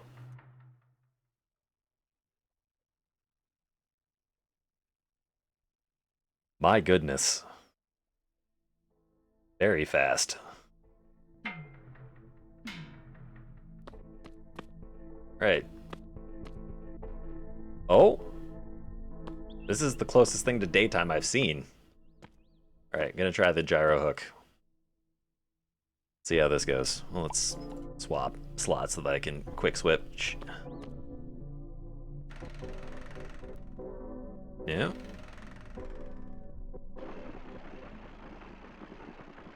Well, that's pretty fast.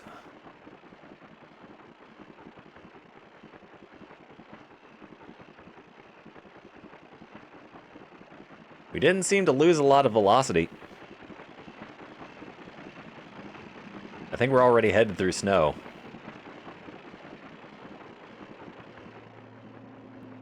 Oh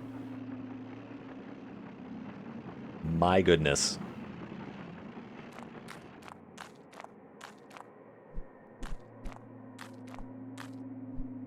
So that's why we couldn't make it up the last degree. It's back to normal gravity.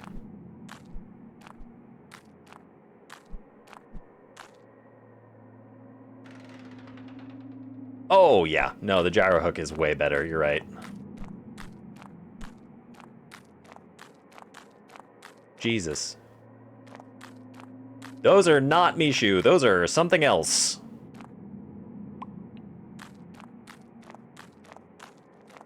Friendry? Not Friendry?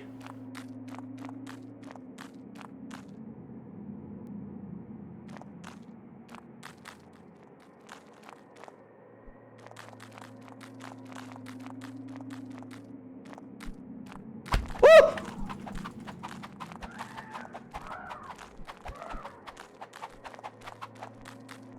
Okay, they get really pissed off all of a sudden. Duly noted.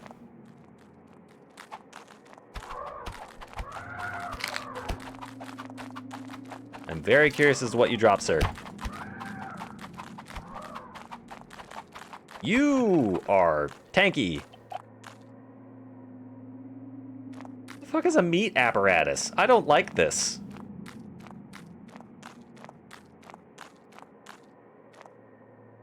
You know what?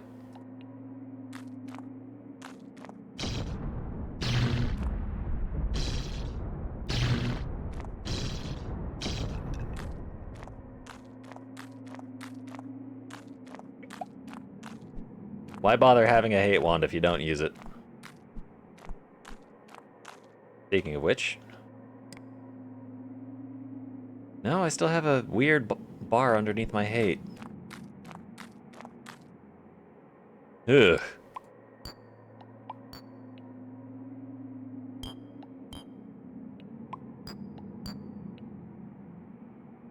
Well, that's bone. Gross. Hate these things. Never want to see him again.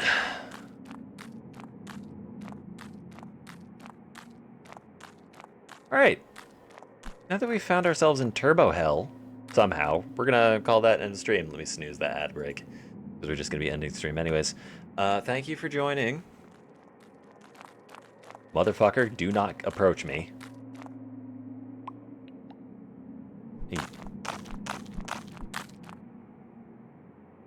Doing my outro. Thank you for joining the stream. Those of you who are in stream, Livid Skies, thank you for joining up. You've probably heard on the VOD, streams are Monday, Wednesday, Friday, starting at 5 p.m. Pacific Standard Time, although it might be Pacific Daylight Time at the moment. UTC minus 8 or 9. Sorry, 7 or 8, depending on the time of year. Thank you for stream. Thank you for joining. Let's see if there are any other Lucid Block streams going on. Send you over in their direction. If not, we might send you over to another stream that has had... we've raided in the past. Let's see what happens. Lucid Blocks. Anyone else doing it? Rhizera, Screechling.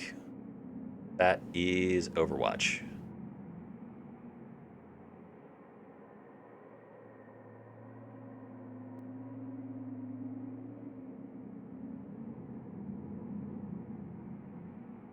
Alright.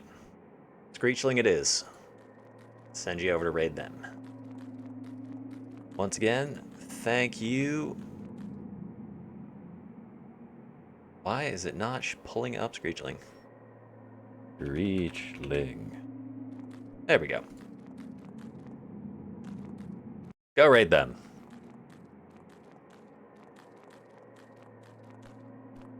Good night and goodbye.